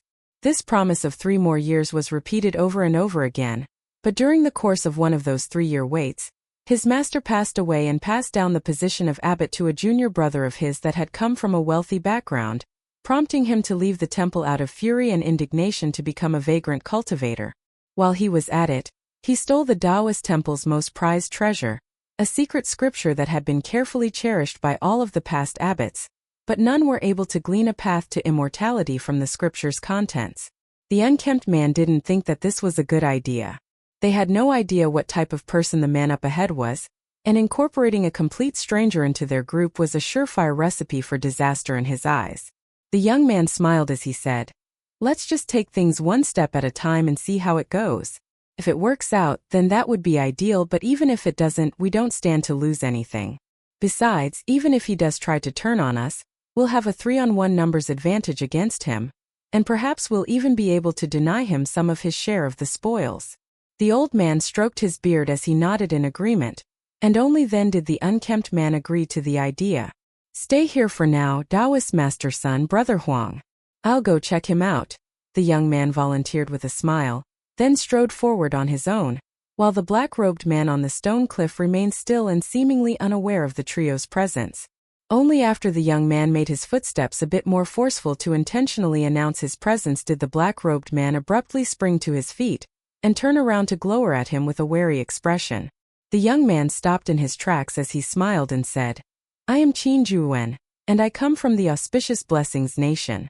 These two are good friends of mine. This is Taoist Master Sun, who's currently cultivating in the Lightning God Manor of the East Sea Infant Mountain. His Tao mentor is one of the immortals of the Lightning God Manor, Spiritual Master Jing Ming. Unfortunately, Taoist Master Sun is still only an unofficial disciple at the moment, so his name hasn't been marked down in the genealogical records of the ancestral hall. Taoist Master Sun is an avid traveler, and he's on an eastbound journey, slaying countless demons and eliminating innumerable fiends along the way, accumulating a tremendous amount of good karma in the process. We met by chance and became good friends after we slew a demon together, and we've come here to try our luck after hearing about the emergence of the ancient immortal abode in the mountains of the northern Pavilion Nation. The figure standing on the cliff next to the stream was a black-robed old man with his hands concealed up his sleeves, and it was clear that he was very apprehensive of these three unannounced guests. The black-robed old man's eyes narrowed slightly as he mused. "You came from the Lightning God Manor of Infant Mountain? I just so happen to have heard that the lightning talismans of Infant Mountain are extremely formidable, allowing one to harness the power of lightning like a true deity. Not only that, but I am also in possession of a talisman exclusively produced by the Lightning God Manor." The old man pulled a lightning talisman out of his sleeve as he spoke, then held it up high as he sneered. "Taoist Master Sun, can you tell me if this is Infant Mountain's baleful ghost-quelling talisman or famine-eradicating temple destruction talisman?" The young man stood with his hands hanging by his sides, with one hand spread out naturally, while the other was clasped into a fist.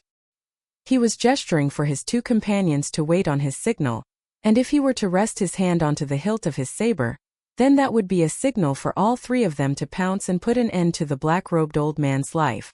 However, that was the worst-case scenario. If the talisman presented by the black-robed old man was one of a very high caliber, enough to instill wariness into the hearts of the trio, then they would have to avoid a direct battle and move on for now. However, if the young man's lies were exposed, then there would already be bad blood between the two parties, and they would have to get rid of the black-robed old man sooner or later. Of course, an official immortal wouldn't have to resort to this, but that was not the case for vagrant cultivators. The young man had come from a wealthy clan that had fallen from grace, but it wasn't a clan in the Auspicious Blessings Nation. Furthermore, Qin Juan was also a false alias. The real Qin Juan was a man of the same age as him from the Auspicious Blessings Nation, someone who had tormented him extensively. His real name was Feng, and his saber techniques had been taught to him by the guest elder from the clan of a general that served on the border, while his saber was an immortal artifact that had been passed down in his clan for generations. He had only been traveling the world for a few years, so he wasn't technically a true vagrant cultivator for now, but he had already learned through personal experience just how cunning and conniving vagrant cultivators could be. On one of those occasions, he had befriended Brother Huang, when they had previously been enemies, and on one other occasion, he had forged an alliance with Taoist Master Sunday. The old Taoist priest strode forward and took a casual glance at the talisman that the black-robed old man was holding up, then smiled as he said, "There's no need to try and test me, fellow Taoist. The talisman that you're holding is undoubtedly a lightning talisman, but it's definitely not one from our Lightning God Manor. The lightning talismans of our Infant Mountain can give rise to pools of molten lightning, and their inscriptions glow radiantly with a tinge of crimson coloration, something that's unique to our talismans. Furthermore, the 5 ancestral hall talismans of our Lightning God Manor harbor some secrets that are not revealed to the public, and it's clear to me that you visited our mountain, but weren't able to scale it. If the opportunity arises in the future, you can return with me to Infant Mountain together, and you'll be able to uncover those secrets then." The black-robed old man nodded as he stowed the lightning talisman back up his sleeve, then extended a Taoist salute toward the supposed official immortal from the Lightning God Manor and greeted, "It's a pleasure to make your acquaintance, Taoist Master Sunday." Feng heaved an internal sigh of relief.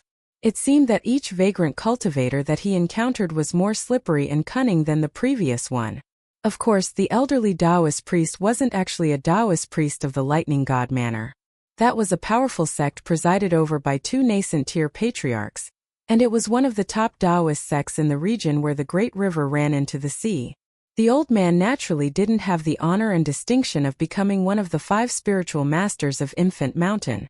Even though spiritual master Jingming was only a golden core tier earth immortal that was ranked last among the 5 spiritual masters, he was still an unfathomably powerful old immortal in the eyes of most.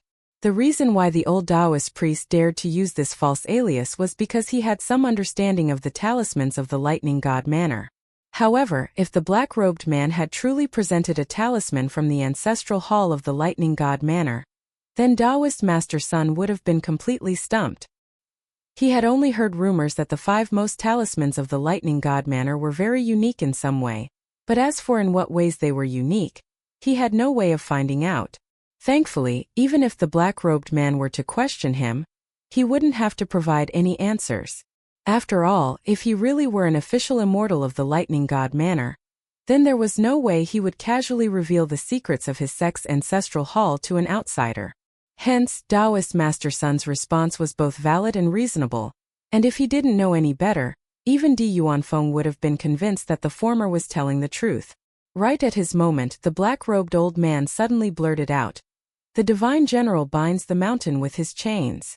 The 5 lightning talismans bring about thunder and rain." Taoist Master Sun instantly answered without any hesitation. The old man heaved a clear sigh of relief, then extended another Taoist salute as he said, "Please accept my apologies for doubting you, Taoist Master Sunday." Clearly, the old man didn't care much for Di Yuanfeng or the unkempt man. Di Yuanfeng couldn't help but shake his head internally in dismay. Sure enough, the purported status of an official immortal from the Lightning God Manor was a great calling card regardless of location. During the course of the trio's journey together, Di Yuanfeng and the unkempt man had benefited from their association with Taoist Master Sun on many occasions, during which they were welcomed as esteemed guests by important figures in small nations and third-rate sections. The black-robed man began to make his way down from the stone cliff as he felt it rude to be standing above the trio, but all of a sudden, he stopped in his tracks as he asked, "Taoist Master Sun, may I ask why you're not wearing the standard Taoist robes of the Lightning God Manor?" Di Yuanfeng's patience was really beginning to wear thin. Is there no end to this man's suspicions? He was almost unable to suppress the urge to grab the hilt of his saber. Given how cautious this old geezer was, perhaps it really wasn't a good idea to incorporate him into their group. At the very least, killing him wasn't going to be an easy task. Taoist Master Sun stroked his beard with a composed smile as he explained, "Wearing the Taoist robes of our Lightning God Manor would attract too much attention, and everyone would try to curry my favor. I've embarked on this trip to see the world and accumulate experience, and it would defeat the purpose if everyone gave me special treatment because my attire betrayed my status." Satisfied with this explanation, the black-robed man was finally willing to make his way down from the stone cliff, and he praised, "As expected of an exalted official immortal of Infant Mountain like yourself, Taoist Master Sunday. This humble and understated nature of yours alone is worthy of admiration. I'm sure you'll be able to make a breakthrough upon your return to the Lightning God Manor, and become a direct disciple to spiritual master Jing Ming." A look of respect and reverence had appeared on the black-robed old man's face, but he still only had eyes for Taoist Master Sun as he smiled and said, "My surname is Chan, and I come from the 5 Mountain Nation, which is not exactly known for its strong Taoist influence. As for the sect I come from, I won't bother to mention it as you won't have heard of it anyway, and I'll only be bringing embarrassment upon myself. I was able to gain some skill in the art of talisman inscription by chance, but my skills are mediocre at best, and I wouldn't even dare to consider showing off to an accomplished master like yourself. Looking back now, I am truly embarrassed that I tried to pull that trick on you, and I beg for your forgiveness, Taoist Master Sunday." "It's fine, there's no need for you to apologize, Brother Chun. The cultivation world is a dangerous place, and it's always better to be safe than sorry," Taoist Master Sun reassured with a smile. Taoist Master Sun began making his way toward the black-robed old man, while Di Yuanfeng and the unkempt man trailed along behind him. In reality, Di Yuanfeng had always been the leader of the group, and whenever they split their spoils, he would always receive 40%, while his 2 companions received 30% each. The black-robed man stepped aside to allow Taoist Master Sun to walk up the path leading up the stone cliff, then interjected himself into the line in between Taoist Master Sun and his 2 companions, not bothering to display any respect or etiquette toward Di Yuanfeng and the unkempt man. The 2 of them exchanged an amused smile. This course of action was very typical of a vagrant cultivator. After exercising great caution in ascertaining who he was dealing with, the black-robed old man had transformed into an opportunist trying to curry favor with Taoist Master Sunday. While he came across as a little rude, The two men were feeling quite reassured by the notion that the black-robed man seemed to be someone in a similar position as them. The four men sat down together on the stone cliff, and Taoist Master Sun smiled as he asked, "Have you come for the immortal abode in the mountains?" The black-robed old man seemed to have been convinced that Taoist Master Sun was an official immortal of Infant Mountain. After testing Taoist Master Sun multiple times, all of his suspicions had been erased, and a resigned look appeared on his face as he revealed in a candid fashion, "Of course. However, I was unable to secure a map of the area from the local authorities, and after entering the mountains, I've been searching for a long time to no avail. Otherwise, with some luck, I should have already found the entrance to that immortal abode." Taoist Master Sun cast his gaze toward Di Yuanfeng, and the latter smiled as he pulled a neatly folded replica map of the nearby area out of his pocket. Maps had always been sensitive items that were not to be leaked as far as all regional authorities were concerned, and of course it was once again Taoist Master Sun's purported status as a cultivator of the lightning god manor that had allowed Di Yuanfeng's trio the chance to make a replica of the map. However, the prefectural overseer hadn't made their job easy. He had requested Taoist Master Sun to show off some of his mystical abilities for identity verification purposes, and he had also asked for a dozen Tao talismans that could be plastered all over the prefectural office in exchange for allowing them access to the map. Taoist Master Sun's talisman inscription skills were actually quite mediocre. He had only seen some elementary talismans of Infant Mountain on several occasions, and he was able to make some crude replicas of those talismans. The secret scripture that he had stolen from the Taoist temple contained no information at all pertaining to talismans, but the cores of the talismans inscribed by the old Taoist priest did indeed contain hints of spiritual energy, so they would suffice for the purpose of warding off the sparse negative energies of the mortal world. Of course, those talismans weren't actually going to be plastered all over the prefectural office. Instead, they would be sold by the prefectural overseer to wealthy individuals who had no shortage of funds and were deathly afraid of death. The black-robed man expressed his gratitude to Di Yuanfeng, then accepted the map from him before giving it a careful examination, following which he praised, as expected of Taoist Master Sun to be able to create such a fine replica map. Taoist Master Sun stroked his beard in silence with a composed smile on his face, while the unkempt man, who had introduced himself as Huang Shi, also remained silent. The black-robed man opened his mouth to say something, but seemed rather hesitant about how to begin, and Di Yuanfeng knew that he had finally taken the bait. It seemed that Di Yuanfeng's trio all had a tacit understanding with one another, and all three of them remained silent, waiting for the black-robed man to display some sincerity and invest in their cause. The conflicted black-robed man was, of course, none other than Qian Pingan wearing a facade. His current appearance was that of an old man with a pair of murky eyes and a rather sickly complexion. From the very beginning, Qian Pingan had never believed that Taoist Master Sun was truly an unofficial disciple of spiritual master Jing Ming. Otherwise, he wouldn't have used such an elementary trick to test him. Infant Mountain was an important sect situated at the western estuary of the Great River, and Qian Pingan had looked briefly into the sect even before coming to the northern complete reed continent. After that, he had also inquired Qi Jinglong in detail about the talismanic doctrines of the lightning god manor.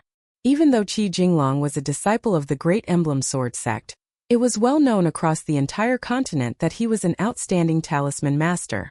Qian Pingan was even aware of the true key to the 5 lightning talismans of the lightning god manor's ancestral hall, which was that they had to be emblazoned with the manor's 5 ancestral seals. On top of that, Qi Jinglong had even personally inscribed the 5 talismans for Qian Pingan to show him their power. Of course, the talismans were missing the all-important 5 lightning seals, so they weren't as formidable as the ones that had been personally inscribed by the Earth Immortal spiritual masters of the lightning god manor. However, Qian Pingan was confident that outside of the 5 seal-bearing spiritual masters, not a single one of the direct disciples of the Infant Mountain Ancestral Hall would be able to match the talismans inscribed by Qi Jinglong. Comparison truly was the thief of joy. The reason why Qian Pingan had pretended to have fallen for their ruse was that he was hoping to add an additional layer of disguise to his identity by traveling with this trio, as opposed to visiting the immortal abode on his own. As for how to deal with vagrant cultivators, Qian Pingan had some experience from the mind games that he had played against Lu Jimao and Lu Laocheng. Even though different continents had different customs and traditions, vagrant cultivators were still vagrant cultivators, and they were all very similar in nature, cherishing profit and self-interest above all else. After pretending to carefully weigh up his options for some time, Qian Ping'an asked in a timid fashion, "Taoist Master Sun, may I ask if you're looking for any additional allies? Can I have the honor of joining your party?" After some contemplation, Taoist Master Sun made it look as if he were about to nod in response because he knew that Qin Zhiyuan would stop him. Sure enough, there wasn't even any need for communication between them through their minds' lakes as Feng interjected. "Please pardon me for being frank, Brother Qian, but this is our first ever meeting. If you were in our shoes, would you be willing to accept a stranger that you didn't even know the name of as an ally?" Qian Ping'an gritted his teeth, then reluctantly fished a stack of yellow paper talismans out of his sleeve, then laid them out in front of him in several distinct piles. In addition to that celestial lightning talisman, there were also 2 each of vast flowing river talismans and earth pinch talismans, as well as several barrier-shattering talismans, all of which had been inscribed using gold and silver powder. Compared with the 50 talismans that he had sold in that market in Cloudtop City, the only common trait shared by the talismans was that they had all been made with the most ordinary yellow talisman paper. However, these talismans were far superior to those in terms of inscription method, quality, and power, and of course they were much more expensive as well. There were many rules in the art of talisman inscription.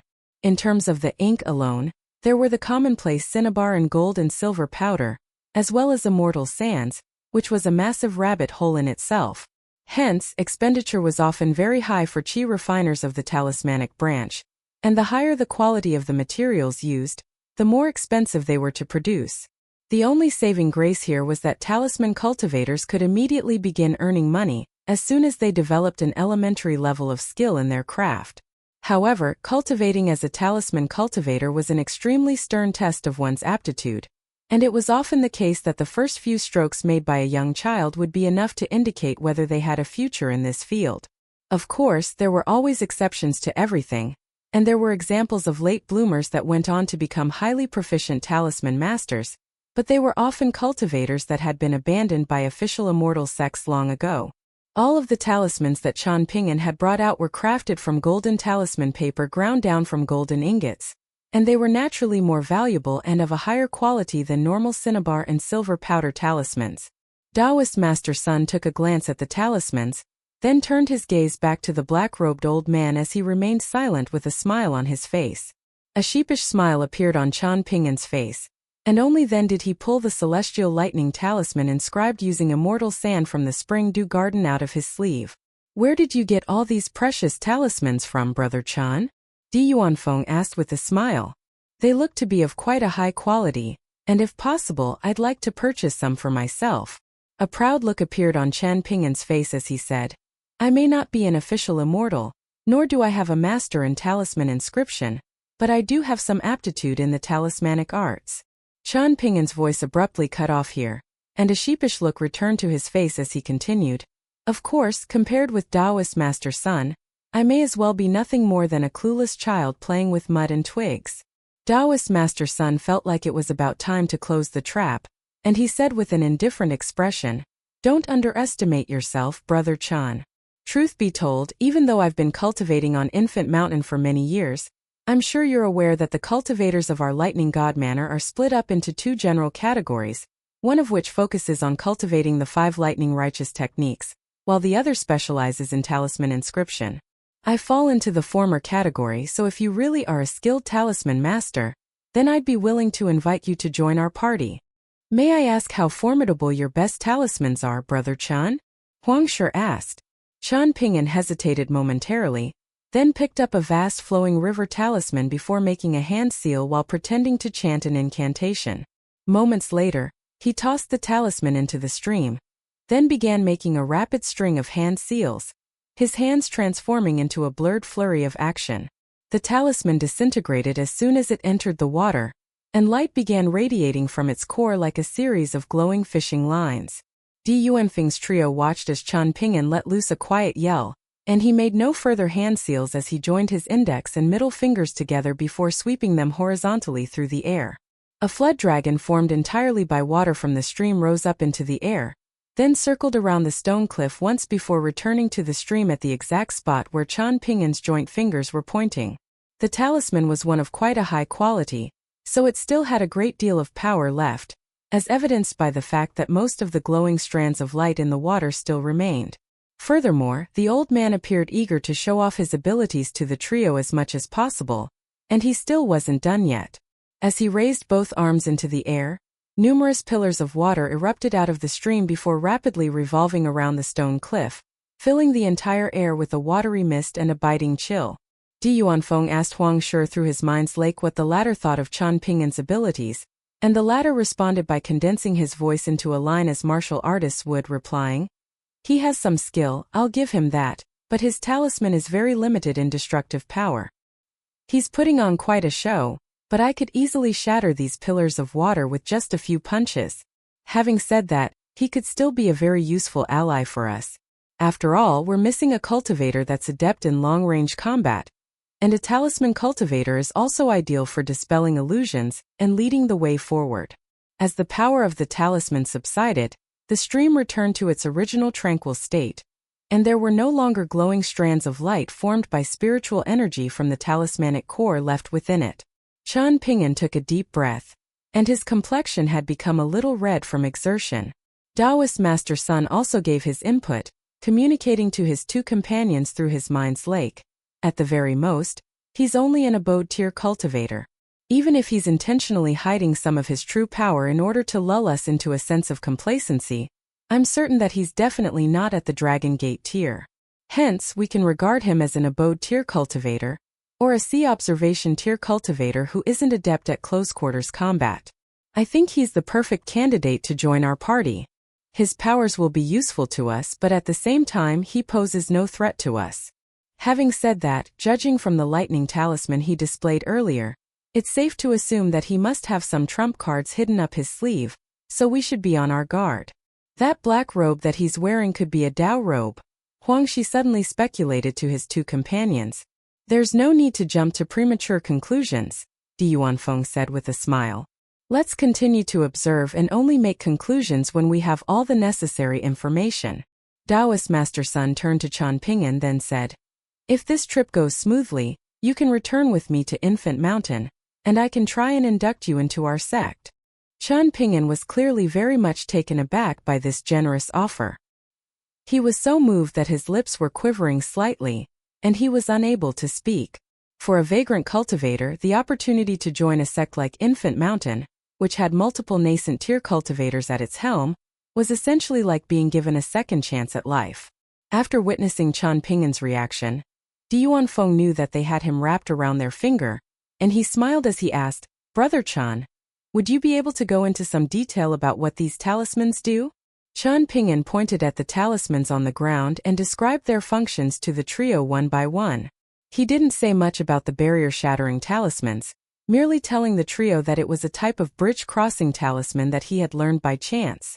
After all, general barrier-shattering talismans were all quite similar in their uses and properties, and he also barely bothered to say anything about the water talisman as he had already given everyone a demonstration of its power. However, he was eager to tell the trio about the tremendous power of his lightning talismans and earth pinch talismans. Feng's trio suspected that there was some element of embellishment and exaggeration to his claims, but nevertheless, they were still quite impressed with his mastery in talismans. His willingness to reveal so much about his talismans was both a show of sincerity and a display of intimidation, and the tactics that he was employing here were very typical of a vagrant cultivator. It was very similar to how Feng had intentionally displayed that replica map earlier. That was something that an official immortal of the Lightning God Manor should have been able to get their hands on. After a brief chat, the four men resumed their journey together. Once again, Chan Ping'an was making sure to stay close to Taoist Master Sun, making it appear as if he were sucking up to the latter. Feng and Huang Shi were trailing along slightly behind them, and the former shook his head in dismay at Chan Ping'an's sycophantic demeanor, while the latter's gaze remained on Chan Ping'an's black robe. Taoist Master Sun, if even we know about the ancient immortal abode that's appeared in the Northern Pavilion Nation, then Cloudtop City and the Rainbow Sparrow residents must be aware of it as well. What if they join forces to keep everyone out? then split the spoils among themselves. Taoist Master Sun sneered internally at the question. In his eyes, Qian Pingyan was clearly a vagrant cultivator who had traveled here from afar and didn't dare to get too close with the local authorities, so he was completely unaware of the history of bad blood between the two sections. The prefectural overseer that had granted the trio access to the map of the area had revealed to them once, after a few too many drinks, that he had heard a story from a minister that served in the capital of the northern Pavilion nation. According to this minister, there was some bad blood between City Lord Shenzhenza of Cloudtop City and the stunningly beautiful head of the Rainbow Sparrow residence. As a matter of fact, the two sects had already been at odds with each other for many years. This seemingly insignificant piece of information was actually even more valuable than the map provided by the prefectural overseer. If Cloudtop City and the Rainbow Sparrow residents were to join forces to keep out everyone else, then there would be no way that any vagrant cultivators of their caliber would be able to access the immortal abode. If they were to attempt to do something so foolish, they would be extremely fortunate just to escape with their lives, let alone secure any treasures. However, the rift between the two sects presented a golden opportunity for everyone.